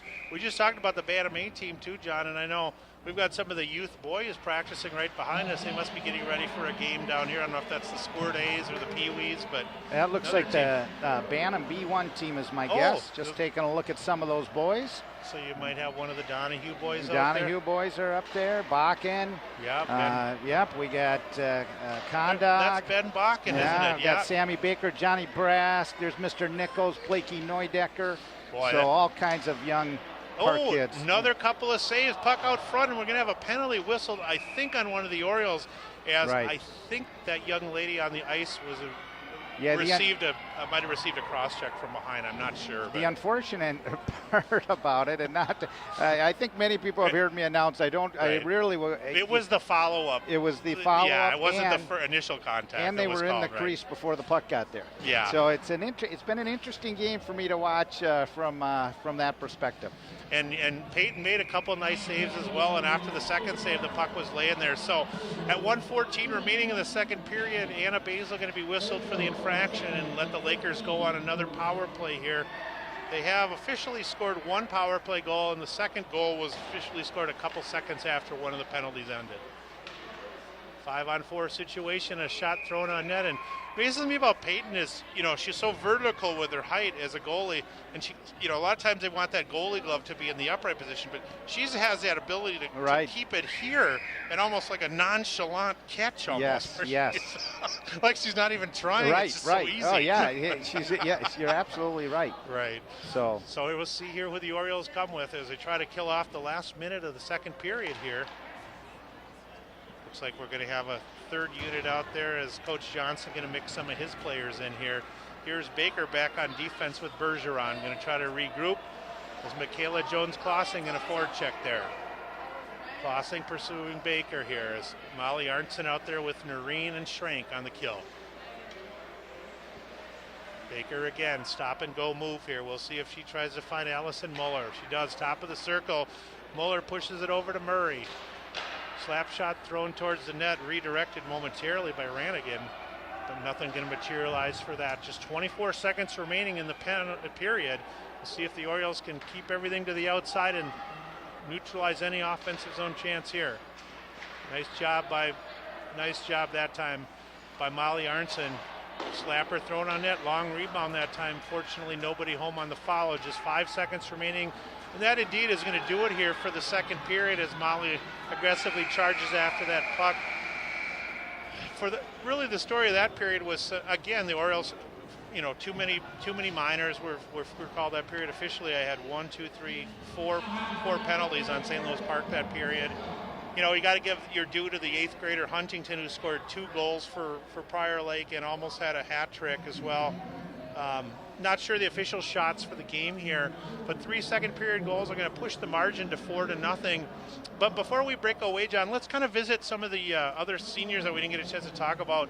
I know Lauren Brune Bryant. Let's go with Lauren first, Yes. then Arnson, and then in the hole, let's put number 5 as the last choice. All right. Well, I'll tell you, Lauren Brune Bryant, 11th season of playing hockey. You know, it's her 5th year on this varsity team here at St. Louis Park, and I can tell you that I knew Lauren when she was very, very young. She's been friends with Anna for years and years and would come over to the house, and she's always been one of these competitive kids. Right. You could watch her around the house, play with the other kids. She's got a natural competitiveness, and what people don't realize, this is really a second sport to her. She is a big-time lacrosse player, and she's gone to some national lacrosse tournaments. She's been sought after by some colleges, and so she is going to go on to college to play lacrosse. She's been one of the leading scorer on the Park girls lacrosse team. I had her last year in a game, a Yeah. lacrosse game we did. I think she had 5 goals. No at least. surprise.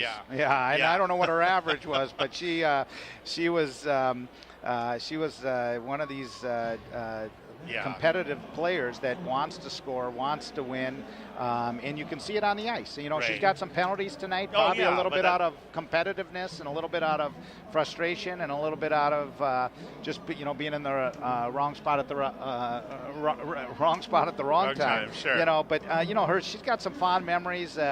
About playing squirt hockey, winning the district championship, and her sister, her twin sister, used to play goalie.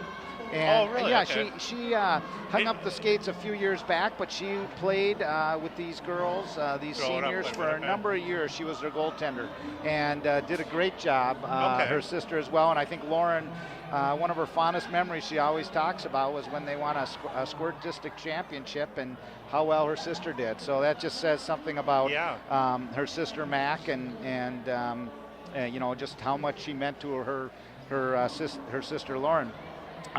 Besides lacrosse, she's one of these people again that gets the whole picture of life. She's active at the YMCA. She volunteers for Second Harvest Foods. So just a great person. I think that Lauren is going to be one of these people in life that she's going to do well at whatever she does because she's got that competitive spirit. Probably gets a little bit frustrated, like many people do when things don't go well, simply because it's part of her makeup. Right. Right. Exactly. So, yeah. Well, and it's good. And lacrosse is such a natural cross-training sport for a lot of the hockey players, and there's so much aggressiveness she takes from the hockey rink. She's got really a lot of the year where she's able to find a nice outlet for her stress, if she has any stress in her life. So. And her mom, Chris, is a fantastic lady, lives here in St. Louis Park, and if you're ever over at the Park Tavern, she works there. So that's where I think. Yeah, that's right. I met her up there a couple years ago. I don't think there's. I think I was having a soda pop and I'm sure it was a soda. Anyway. I don't think there's a nicer person than her mom, and she's just she's wonderful to be around and wonderful to have around the rink, and she's a great person, and that's why she's got great kids with Lauren and Mac. Before we get into Molly, do you know if she's actively going through the recruiting process for college lacrosse? She is actively going through the recruiting process for college lacrosse. She had, I think, multiple inquiries after she played in a tournament during this winter. She took a weekend off from hockey to go down and play in an elite tournament and had about a half dozen inquiries. Wow. Yeah. So we'll see where that goes, but certainly she is one that has aspirations to play college lacrosse and certainly capable. Well, that's great. Yeah. Well, that's nice too. And in the on deck circle, we've got Molly Arnson, who we had a really nice visit before the game with Grandpa Bill Hills, who had really some wonderful things to say about her starting off. And oh my gosh, Frommer, it's a great story because you look at Molly and you look at the way she skates out here, and she attributes her ability to skate and her passion for hockey and sticking with it to a volunteer coach in Bill Hills who was working with our MITE program, and she just didn't want her to get off the ice. She wanted to be done. And he convinced her to stay out there and worked on her with her stride. And Molly, by far, is the best skater and on this team. And it says something about Mr. Hills for sticking with her, pushing her, and getting her. And now she loves the game. And all those good things about Molly, I'll say the best part of our family is Laura and Jeff, her parents, because when we go on trips as a family, all these hockey tournaments, they're a lot of fun. Yeah, you've had a lot of time. So we had a lot of time around the hotel, around the pool, and you know, patronizing some of the local establishments in the small towns. Exactly. Well, and just to chime in real briefly, I think, you know, Grandpa Hills brought up a great story, and that is skating is not a natural process. If anybody's watching the game at home, you know, if you bring your little 5 or 6 year old up to the rec center, or you go on the city website and find out when the skating lessons are, you're going to see a lot of kids falling constantly the first several times they do it, and some kids, it can get really frustrating, but to know that there's adults here for mini mite practices and skating lessons that are very encouraging and nurturing, and I think Molly freely admits that she wouldn't have stayed with hockey or even skating if it wasn't for that involvement by the parent. Right? That's right. That's right. Yeah. You know, and Molly is a good athlete. I mean, you know, besides as you watch her skate out here really effortlessly, and one of the most beautiful natural skaters I've seen on the boys or the girls side. She's so fluid. She's active in tennis. She's active in lacrosse. And people don't realize she's one of our leading scorers on this team, if not the leading scorer. And she is a person that played defense all the way up through 10th grade and then moved to forward. And it just says something about her skill level, how good she is. And she's been selected to the Premier League, high school league. She was on Team Reebok. She's played AAA. You know, she does want to go. She's very smart. She wants to go to college for pre-med. That was no joke when they mentioned 2 out of 5 for pre-med. 2 out of 5. You know, if you're a senior boy and you're not dating anyone, and you might be out there. There's a couple of candidates that might be worth pursuing. Exactly. You know, she's on the National Honor Society. I mean, just an outstanding character, and I think that you know, her sister, our younger sister, who's followed her around rink to rink. You know, does her younger sister play hockey? Her younger sister does not play hockey yet, but so, other activities. And but she's been one of the troopers that have been had to go rink to rink to watch her older sister. I know she's very thankful for that. But just an outstanding player, and you know, I know Molly's looking at a number of different schools. Madison, one of the other schools I attended, she's looking at, and we'll see where she ends up. But I tell you, you know, I hope that she goes on, and she's talked about playing club hockey at the college level. Frankly, she could play at a higher level. It's just a matter. Well, if she's going to go pre-med, that's pre-med and playing a college hockey schedule doesn't quite necessarily work too well. It's got to be tough if you want to go into law, engineering, you know, maybe even accounting or pre-med. Well, and that's the reason I did it, from her. Exactly. Because otherwise, I'm sure I'd be a world-renowned doctor at this point. I mean, Willard wanted you to go to Harvard and study, you know, medicine, but you said, no, Willard, I want to go play hockey. I want to go play hockey. That's right. That's right. Well, and you know, the last senior we have on the list as they do the ice is my oldest daughter, Anna. And you know, Anna, to be honest, I didn't know if she'd ever play high school hockey. She's been a recreational player, but as far as enjoying the game, I don't think there's been anybody that, as they got older, truly had as much fun being on this ice with a smile, working it as hard as she can.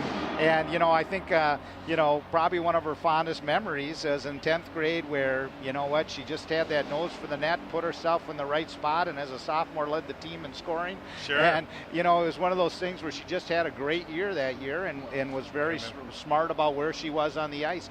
But she's always had just this, her smile always rings true. If you look at the media guide, that is your daughter in a nutshell. Even when I'd see her outside of the locker room, and I don't know her that well, but I always see her from a distance. She certainly has a smile and has really, not so much in youth. You know, she kind of stuck with it, but about her second year at U12s and when she played on the U14 team, she really ended up having just a ton of fun. And you could see her develop that I'm going to play high school hockey, because I really didn't know if she would. And she's had a nice career here, playing for 4 years. And she's going to UW Stout, right? She's going to UW Stout. Now let's talk about ag business. That's not a normal thing, a city, but you guys have a I know a real outdoor recreational background. You got a nice cabin. Is there a family farm in the family, or? You know, I don't know if it comes from my wife's Wisconsin roots, from a small town, or but she certainly loves farming. She loves ag. She loves animals. And she's looking at egg business. Stout and River Falls are great schools for that. Yes, yeah. And I think she's going to enjoy doing something with agriculture, whether it's calling on farms or living on a farm. Yeah. Or maybe finding a farm boy. Yeah. Wait a minute, I don't want to go there. I'm just kidding, Anna, if you're watching. As long as she turns 30 first, I'm okay with it. And so. And he's got a couple thousand acres or more. Right. 1,000 acres, and the farm is all paid for. Yeah. So, but yeah, she's looking forward to UW Stout. She's decided they have a club women's team there. She's deciding or not whether she'll go out for it. Time will tell, you know, just like she knows she's going there for school. She knows she's going there for egg business, and that's going to be her primary focus. You know, I have a funny story about Anna. I mean, none of my kids did I want to be goaltenders. Yeah, I didn't quite tell them that they couldn't, but I pretty much insisted that they don't be goaltenders. And why don't you tell the listeners why? And you know, it's a tough position. It's a fun position. But I tell you what, it's often a thankless position too. And I love playing the game, and I love playing in the net, but it's tough on the parents. I remember my mom and dad telling me, and as you know, you make a ton of saves, but everybody remembers you could stop 50 shots like Peyton probably has tonight, and she's given up 4. Yes, right. Okay, people are going to remember the 4 she gave up, not the 46 that she stopped. And I mean, it's just the nature of the beast. Right. And so it is a pressure position. Taught me a ton about life. So I enjoy that. I mean, I don't really feel, I think one of the things I attribute to being a goaltender was nothing really bothers me. You know, I don't feel a lot of pressure in life because, you know what, I've been shot at 100-mile-an-hour pucks for 20-some years. Right. You know, but I think that one of my fondest memories was we had a situation on U14s where a goalie was sick and a goalie got hurt. Yeah, right. And Anna volunteered to go in the nets, and so she played her first game as a goaltender as a U14 against Eden Prairie. They had not beaten Eden Prairie, and we beat Eden Prairie 6-2 that night. And she just borrowed some equipment? She used one of the goalie's equipment, and I tell you what, I think there was some divine intervention from my dad, who's long gone, who used to love goaltending because everything hit her. And even when she was facing the wrong way, things hit her. So, but you know what? It was a great game and a great victory for the U14s, and fun. And I tell you, I was chuckling the whole time watching her because fundamentally, she could have been the worst goalie I ever see play.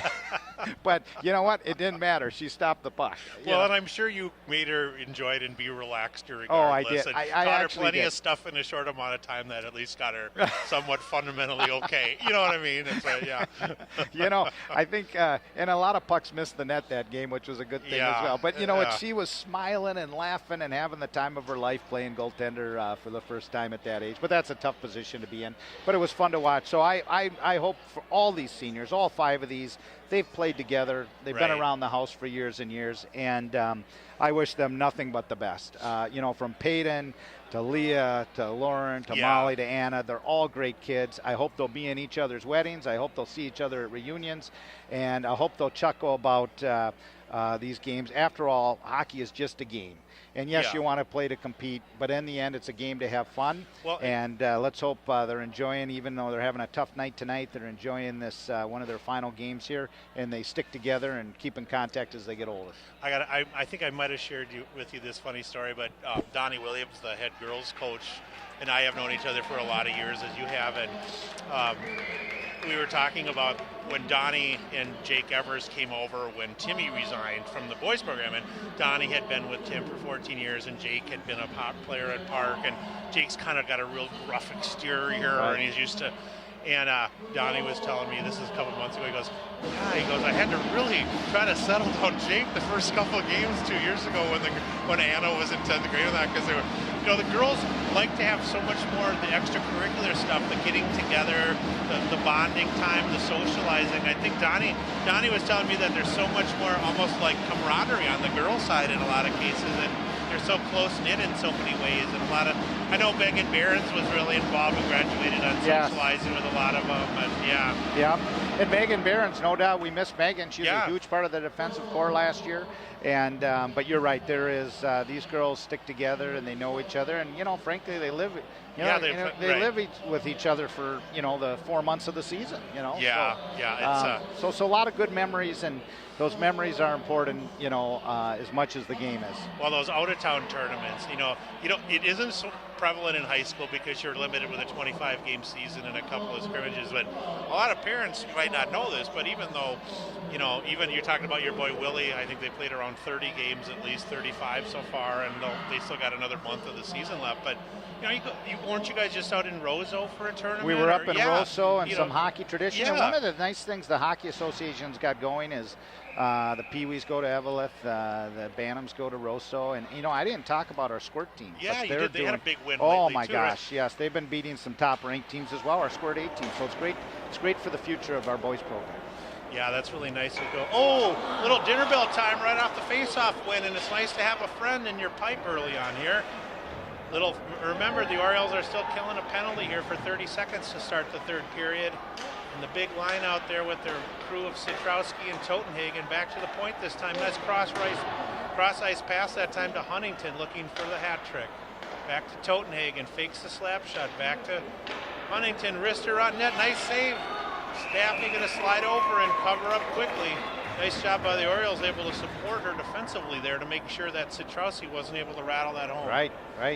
So you'll see, Prior Lake hasn't had, we talked about this before the game. I know you mentioned you were a little worried about the strength that Prior Lake might have, being that even though they haven't won a ton of games, they're in a really large school conference and they only had lost to Edina by 2-0. And you can see they definitely have some talent out here. They probably run into a case where their third line just can't match up with a lot of the teams they're playing too.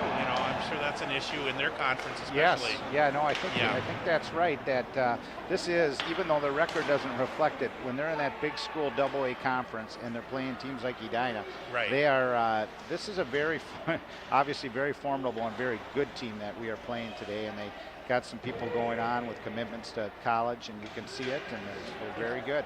Oh, and there's a wrister thrown on net as well. Nice job that time as Hallstrom tried to get her third goal of the year. Take a look here. We didn't get to talk a little bit about Elena, but you had mentioned we were talking about Molly. Molly and Elena, dead heat for points for the season right now. For them. Each girl with 12 goals and 12 assists. No one on the board tonight, so that'll be an interesting thing to watch. The Orioles have 2 home games remaining, so if you haven't had a chance to make it out here, I know on Saturday the 25th of January, I think is the last home game, and make sure you get on out here. Cross-ring pass thrown out front, nobody home that time for the Lakers, and here's Arnson as she'll turn and go. Cross-ring pass to Elena, taking it away momentarily by the Lakers. As Big are going to work it up the far wall. Cross-ring pass, a little 2-on-1 situation here. Working towards the middle is Anderson. She throws it on net, kicks off a skate. And indeed, Muller not able to finish that for the Lakers. Back to the point again. Oh, and that goes past Alyssa Primo. Breakaway for the Orioles. Here is Molly Arnson. Wrister thrown on net. Oh, nice glove save and a beautiful hold there. Boy, you could see Molly's speed as she blew right past Alicia Primo there. Right, and that's where Molly, her ability to skate. Vertical, And I've been watching our first line. That was a nice break by Molly. But I've seen them cycle. I've seen them do so much more. They're just not clicking tonight. And we'll see if they can get something going in the third and get on the board. And here's Citrowski, cross-ring pass. Oh, nobody home there as Totenhagen tries on the redirect. Good opportunity for them, unfortunately. Well, I think one of the really tough things on any kind of an emotional game, which there's probably nothing more emotional than senior night for a lot of these kids. And then the early 22nd in the first period penalty is kind of deflating, and then Prior Lake gets the early goal. If you go 5-6 minutes, it's tough emotionally. Yes. Yeah, right. I think it's just human nature, and we've got a player down here momentarily. One of the Lakers being helped off the ice as the trainer going to take a look. That indeed was Totenhagen. Suffering looks like she's favoring her left leg a little bit as she's skating off only on her right wheel. It's Keeley Totenhagen, the junior, just all the weight is on her right skate as she makes her way off. And you never, you know, the one thing about any sport, I always feel bad for any person that gets hurt. Oh, well, it hit close to home well, with your yeah, daughter, and Elena, last year, and everything your family went through. And then earlier this year, that game we had where... Yeah, they collided a little bit. Yeah, I mean, absolutely. You know, you look at what I worry about is even a broken leg, arm, you know, you just don't want to have... You play these sports for such a short period of time that you just don't want to see anybody ever get hurt, you know. I remember when Megan had, was it 2 years ago, I think, when Megan had that... She slid into the boards. Yeah, and, we had that game too, I know. I know, and that was just a weird deal, and of course I felt bad because I sharpened her skates. Well, and I'm glad she never formally sued you. Here we go. I'm glad she didn't get a lawyer to pursue any litigation. Right. I would have settled out of court for sure. I just wrote the check. So 14 minutes remaining here, 4-0 Lakers in the third here. Both teams going to mix and match and play some different units. Here is Anna Basil, senior night, throws it on net just a little high and wide as Anna tries to rack home a goal there. Anna with 6 points already on the season. And here is Orioles as they finish their chain. Meredith out there seeing some more ice. Alyssa Meredith, number 6. She's one of the young guns. We should mention we talked a lot about the seniors, but Alyssa Meredith, Michaela Jones-Klossing, and Catherine Evans are all freshmen. And then the blue line core for St. Louis Park. We haven't seen Samantha Jermusic again today, but everybody back for next year on the blue line core. Sophia Noreen, Bridget Duffy, Natalie Vig. So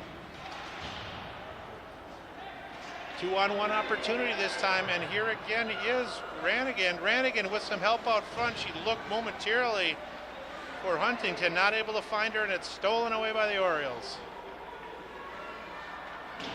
Chipped across and down low behind the net. It was a nice play by Natalie Vig to break it out. Yeah, and here's Leah Schrank. Cross-ring pass goes off the stick of Elena. And they're going to try to forecheck, and a nice hold momentarily. I thought it might have been offsides, but thank goodness it wasn't called. And the Orioles are going to get a partial change as they whip the puck down. 13 minutes remaining here in the third stanza. Orioles trying to get on the board here. Ooh, almost a dangerous pass. Does get through, and here again with some help. Puck is shot out front as indeed, unfortunately, Huntington not able to get her hands on that for the Lakers. And they complete their change as their second unit going to come on out here. Nice job by Leah Schrank maneuvering through a couple of Lakers skaters and pushing it down before she wheels off to the bench. Nice breakout opportunity here as Citrowski from her left wing position has it hit off one of the skates of one of the Laker players and ices all the way down. Totenhagen's skate causes the icing there. Yeah, and that was the correct call just before the red line, and I'll give the Orioles an offensive face-off.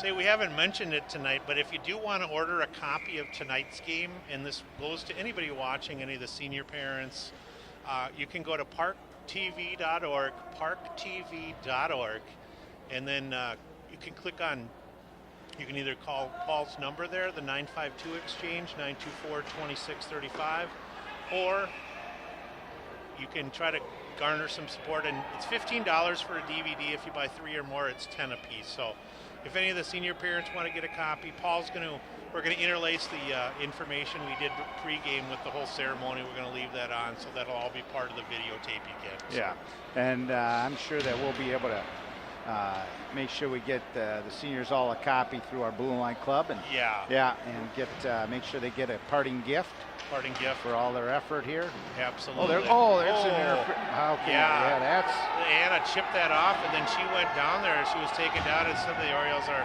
not too thrilled with that lack of a call. Well, I think she would have been on a breakaway, and that's an interesting.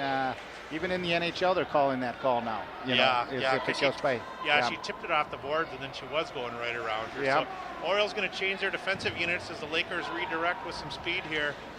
And puck is rattled in and thrown on net by Brooke Baker as the rest of the Lakers are peel off on a change here. 11:30 remaining in the third stanza here. Orioles with 2 more home games on the season is this Saturday, I should say, the 18th. One of the tougher matchups in the state as Samantha Donovan and the Irondale Knights come to town. I know I had Irondale 2 years ago, and I just had a chance to look at the state scoring, and I think she's leading the state again this year. So if you want to watch a talented young lady, yes. and Irondale's got a great team. I don't know how they've done with their matchup with Benilde this year, but that's got to be a good matchup in the conference. Yeah, and I'll tell you the other thing that she's, I think, on our full ride to Providence, if I'm remembering. I was going to say, yeah. And she's a one heck of a player. And first time we played us, she really lit us up. And understandably, yeah, she's got skill. And puck passed out front, but nobody home for the Orioles here. And here indeed comes Bergeron and the rest of the crew here from Prior Lake. Contact behind the Orioles net. Nothing materializes there as Rose is able to work it up with a nice backhand pass to Arnson. Arnson's cross-ring pass is behind the skates of Elena. And Primo going to rattle around here, but Elena with a stealer, 2-on-1. Elena's got Molly on the weak side. Tries to chip it through, follows with a shot. I don't know if that wouldn't have hit, but nice job that time. Nice job by the goaltender. That's definitely one of her better saves of the game. Yeah, she had that nice breakaway save on the Molly one as well, too, this period. So here's Elena again. She's digging for gold, and indeed she found a nugget, and she's going to throw that down into the Lakers zone this time as they peel off again for the change. And, that's a little momentum for the Orioles there. See you go. But here we go. Here she comes again. Here's Huntington again looking for the hat trick. Staffney going to cut that angle down and most importantly hold that in the breadbasket. Take a look over on the far side as the face-off down in the end here. You mentioned that must be the Bantam B1 team looking on, watching from their viewpoint over there. Yeah, and a lot of this hockey community, we called another one on us. Did he call a charge? Cross-check on the face-off. Yeah, interference. I think that's on Morris Cunningham, isn't it? I don't know. I think he called her. I thought he actually called her for just running into her, but I'm not sure. I don't think they know who it is because, again, one of those calls that you kind of go, well, who got what? Right. At least, I might have the number wrong. I thought it was 20, but I can't tell with the long hair either. No, I think it was 20. Okay. It was off the face-off after the draw. I think they kind of got pushed off, and the one fell and drew a penalty. So at 9:40, Orioles back on a penalty kill situation.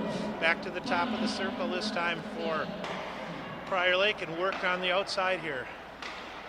We'll see if we can give you the numbers of all the players out there. Indeed, there's Primo on 1 point with Baker. Baker back, the right-handed shooter. Oh, she walks around one of the Orioles and throws it on net. It does hit Natalie Vig right in the shin pads, and Natalie's able to kick it out. It looks like we've got Vig out there with Brune Bryant. You've also got Sophia Noreen, and for the blue and yellow, you've got Gallus out there, along with Hallstrom. And then you've got Primo and Huntington. They get their top line out there for the power play. And there it's going to be good pushed play away by Natalie Vig. Natalie's going to chip it down, and she's going to wheel off. And I think that's Elena that's coming out there. Bridget Duffy. Bridget Duffy, okay. Yeah. Number 9. We're going to hold the zone here, and here indeed is Baker behind the net being harassed momentarily by Noreen. Noreen going to steal it away. Oh, has it stolen back. Oh, a nice job taking it away by one of the Laker players there. I think that was number 22, Anderson, who threw that towards the net. And that one's going to be hits off an Oriole skate and at least goes out to center ice where the Lakers will have to regroup. Lakers going to change on the fly. Just 39 seconds remaining in the power play as the Orioles doing a nice job not causing anything to happen offensively for the Lakers so far. Nice job on the tip, and that puck's going to be all the way down where Bridget Duffy going to corral that behind her own net and work it on up. Unable to get it out is Baker. And that hits, Bridget Duffy had that hit off one of the Laker players' helmets and stay in the Orioles zone. Schrank not able to get that out this time. Little 3-on-2 here, but Arnson with a back check. Just 5 seconds remaining in the power play. We'll see if the Lakers get one last chance. Leah gonna harass Muller down there. The Orioles are now back to full strength. Oh, offensive zone situation. Puck shot on net that time and almost a goal by Harris, but she's able to make the save again, Staffney. Schrank behind her net. Doesn't have anybody to work with, but she's going to throw it towards middle ice, and nicely done on a nice chip play by Catherine Evans. Gets a stick on it, and Evans going to redirect, getting another shift out there. We got Evans out there with Alexis Baker. You also have Michaela Jones-Klossing up front for the Orioles. And this looks like Muller and Hansen out there on offense as well for the Lakers. Here again is Muller, third line center. Pushes it just under 7 minutes remaining here. So as we mentioned, the Orioles home against Irondale on Saturday, and then their last home game of the year, Saturday, January 25th, John, when the hated rivals from the University School of Milwaukee. Yeah. That rivalry has just done me in time and time again. Yeah, it's the first time we played that school, and they've developed a relationship with Holy Angels. Oh, they have, so they're coming up, right. And they've coming up, and I think this is their second or third year that they played Holy Angels, and Holy Angels, I think, reached out to our athletic director, and we needed a game to kind of fill our schedule and try to get all 25 games in, and so they lined them up, and we really don't know what to expect. We don't know if they're, there must be a prep school with a name like that, university. Maybe like a St. John's prep. Yeah. You pay the $40,000 a year and you get a dormitory to live in, and you get basically a high school education. Exactly. You don't even have to go to class. I always wanted to meet somebody who went to St. John's prep up on the Collegeville campus. And we should mention for the Orioles boys hockey team, they've only had one home game between December 12th and the 25th. We had the home game against Minnehaha, which was a great win last week on the 3rd. Right. And then they're going to have 6 home games in a matter of 17 days starting on the 25th. So go to gopark.org, gopark.org, if you want to see any of the Orioles schedules, or you can even go on the conference website. I use that a lot. I go to the nsconference.org when I'm trying to find out when, especially with the cancellations with the bad weather and stuff. So. Well, what Coach Donnie did there, kind of interesting. He put the 3 seniors out there, the 3 senior forwards, Molly and Anna and Lauren together on a line. Let them have a shift together. They've grown up and played a lot, and so they put them all up front. And now he's put in Elena in where Anna was, so he can kind of keep the seniors. He's probably going to run that the rest of the game. Yeah, why not? There's 6 minutes to go, and hopefully they'll get the last shift of the game too. Wow, a twig goes flying there as Eva Rose decides to give up some lumber there as a puck shot off her stick. Oh, almost a break for Elena. She tried to back check there in a steal. Not able to do so. Here's Alyssa Meredith. Not able to work it up the near wall here, and it's in the corner where Basil and Meredith are being harassed by one of the Lakers, but it does break out of the St. Louis Park zone. Brooke Baker again, first unit out there, getting a lot of ice as well for them, as Huntington still out there getting some work, and Hallstrom. Here's Primo again. Eva Rose. Is Eva Rose related to the young lady who was the St. Louis Park boys hockey manager a couple years ago? That I don't know. You know who I mean? Yeah, Rose sister, Rose girl. Okay. Yes. Julia. Yes. Julia I'm Rose. sorry for. Here goes Molly. Oh, here's Molly with speed. Another breakaway for Arnson, the senior. Yay! We got a senior on the board. 33 gets a goal for the senior, and she's getting mobbed, and really nothing could be better than that for the senior. That is absolutely awesome. A few smiles over there as I see even Jake Evers and Al Rabine and all the coaches clapping. That's nice to see, and hopefully we'll get a chance to throw that on the replay board. So Molly, third time was a charm. She got stymied twice. And it was with that all-senior line out there of Anna and Lauren and Molly. And they're out there. If they could, only 3 more to tie. No pressure on those seniors. You got to get 1 more first. So, and Schrank back on D. So you got all 5 of the seniors playing with the goaltender. So all 5 out there. And I think Leah Schrank got one of the assists as well. So another senior? Yeah, that's all. Nothing better than scoring, especially getting some momentum here. So here is Muller trying to work it in for them this time. And here's Elena saying, I want to cut into this lead a little bit myself. I'm going to forecheck aggressively. A nice follow that time. She must have learned that on the pond as she pushed a little bit from behind to try to steal the biscuit away that time. Little forecheck. Ooh, nice step up again by Norina. She's able to hold that in. Eva Rose stands her player up, and they're going to have to change direction to try to break it out and change direction. They do here. The young lady, I haven't called that number yet, number 8, I believe, on the ice. I think that's, not sure. There comes the... You get what you pay for. I Yes. didn't know who number 8 was. Oh, then there's Elena fires that in, and then she goes down in a hump. Her skates go against the board, but she seems fine. Yes. A little 3-on-3 situation with nobody with an apparent advantage. Citrowski uses the angle of her stick blade to create an opening and get some space down low. Citrowski behind the net. Little stop and go that time by Molly. She's holding up. Nice job. That was a nice job by Molly holding up Citrowski because she wouldn't get an offensive zone advantage. 3 minutes to go here. We'll see if the Orioles can cut into the 3-goal lead. Bridget Duffy had that stolen momentarily off her stick, but Leah Schrank tries to break it up, but another nice back check situation by Bailey Hallstrom that time is able to gain possession as well. Little senior line still out there, as Coach Basil mentioned. That's what I'm always referring you to as Coach Basil. Oh, there you go. Retired. Yeah. Oh, little check that time. One of the Lakers goes down hard behind the net.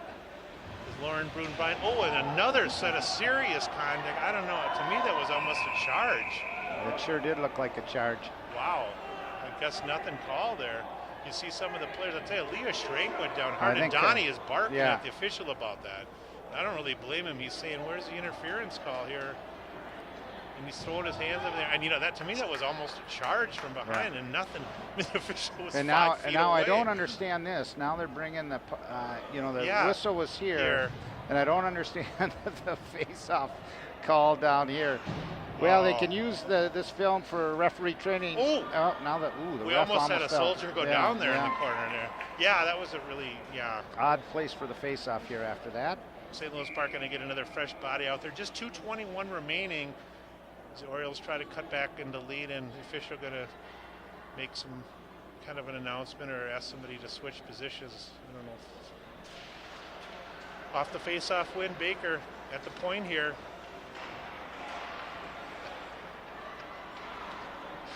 John and I kind of just chuckling at each other, not sure what that sequence was about either.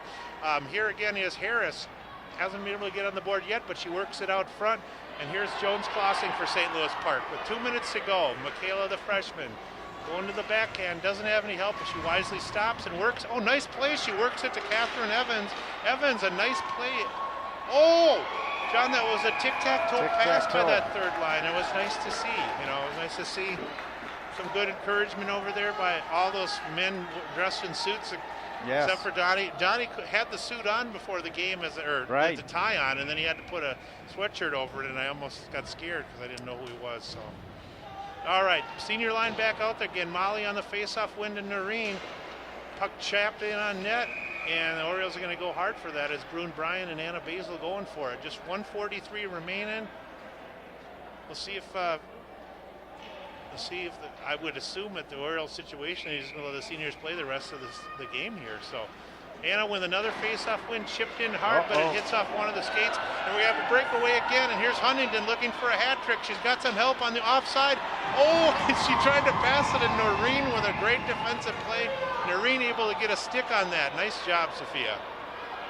Here's Arnson again, little speed here, a little 2-on-2 situation. She's definitely got her eyes on a goal.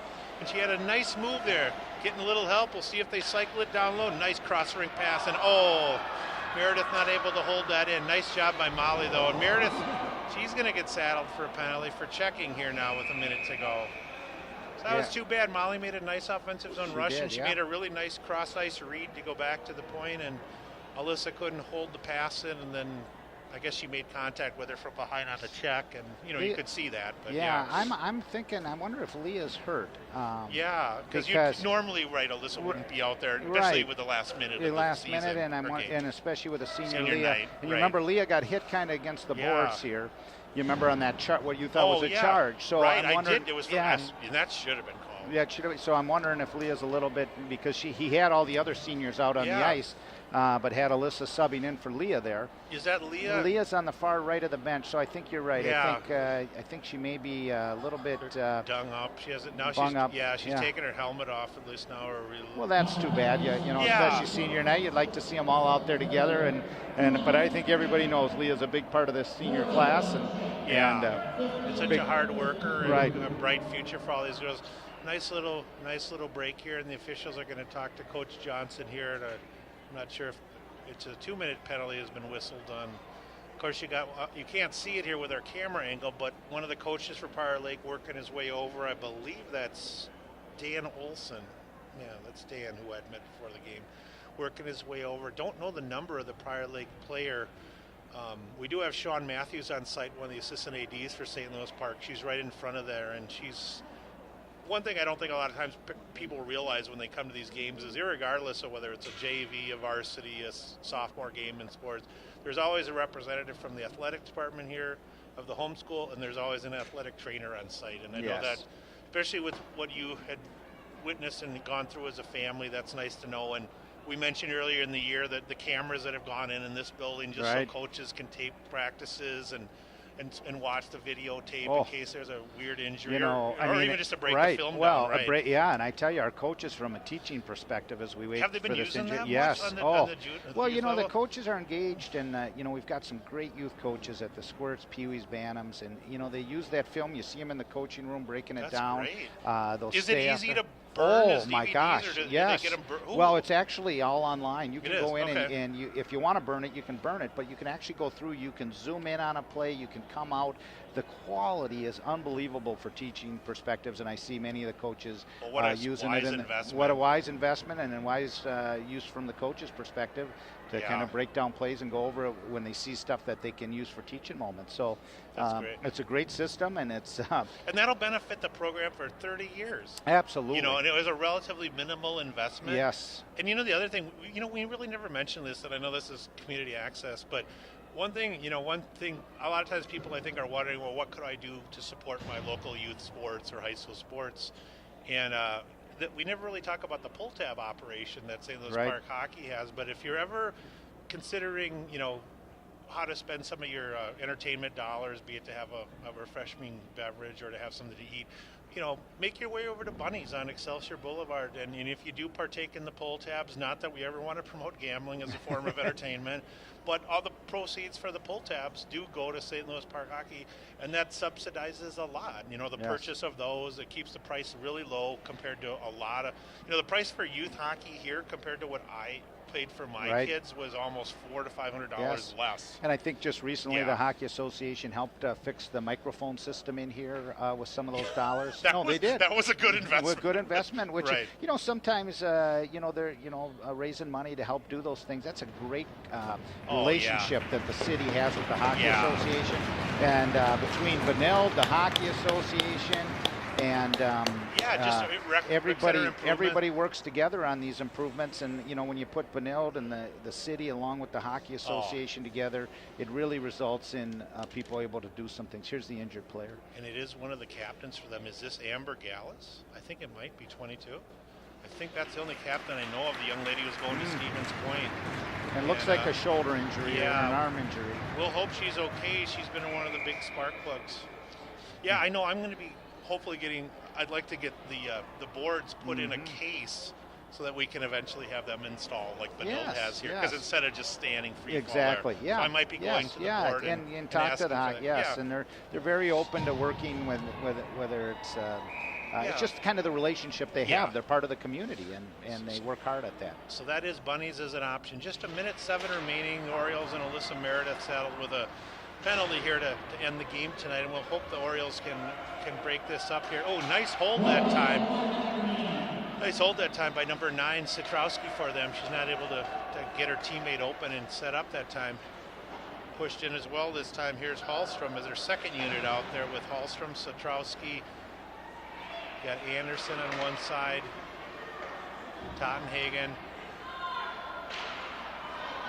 Well in momentarily, puck rattles around. Here is Citrowski with a backhand high off the glove of Lauren Brun-Bryan, and she's nicely able to chip it out. Just 30 seconds remaining. 4-1 here, and a cross-rink pass to Citrowski. So John, even though the outcome's not going to be what the seniors wanted, a nice third period, a couple great chances by Molly.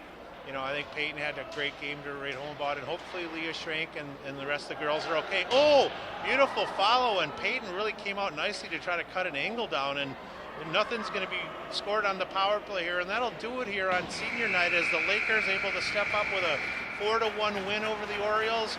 Peyton Staffney being mobbed on senior night as a senior goalie really did a great job saving, what do we count, 5 or 6 breakaways. Yeah. And if Frommer, if you'd let me do the 3 stars of the game, yes. you know, I have to tell you, Peyton Staffney, senior number 1, yep. you get 5 breakaways and you turn them all away. You look at Molly Arnston, star number 2, with her explosive speed and her scoring, and of course Leah moving that puck up to Molly on that goal. You give Leah star number 3, and you give a lot of credit for the other 2 seniors, Lauren and Anna. Let's give Lauren star 4 and Anna star 5. They spend a lot of time in the penalty box too. Well, they did. That's why they're 4 and 5. But they're all seniors, so they get a star tonight. So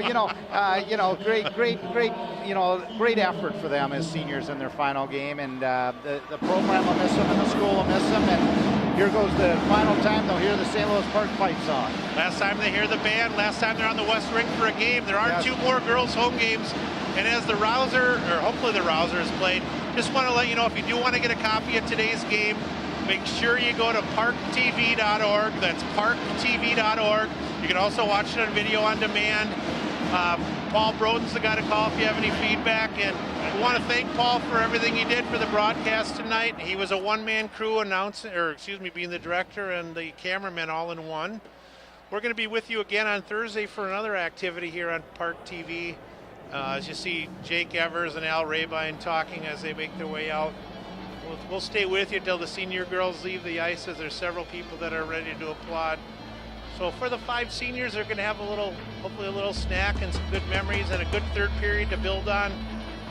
Final tonight, 4-1 Prior Lake over the Orioles, but that's not the story, as 5 of the nicest young ladies you'll ever meet recognized on senior night. On behalf of one of the senior parents and my good friend John Basil, the announcer, I'm John Fromm. Anything further you want to say to wrap things up, Johnny? No, Frommer, great to be with you again, and keep watching Park 16 for more great sports. All right, that sounds good. We'll see you next time here on Cable 16. Thanks again, everybody.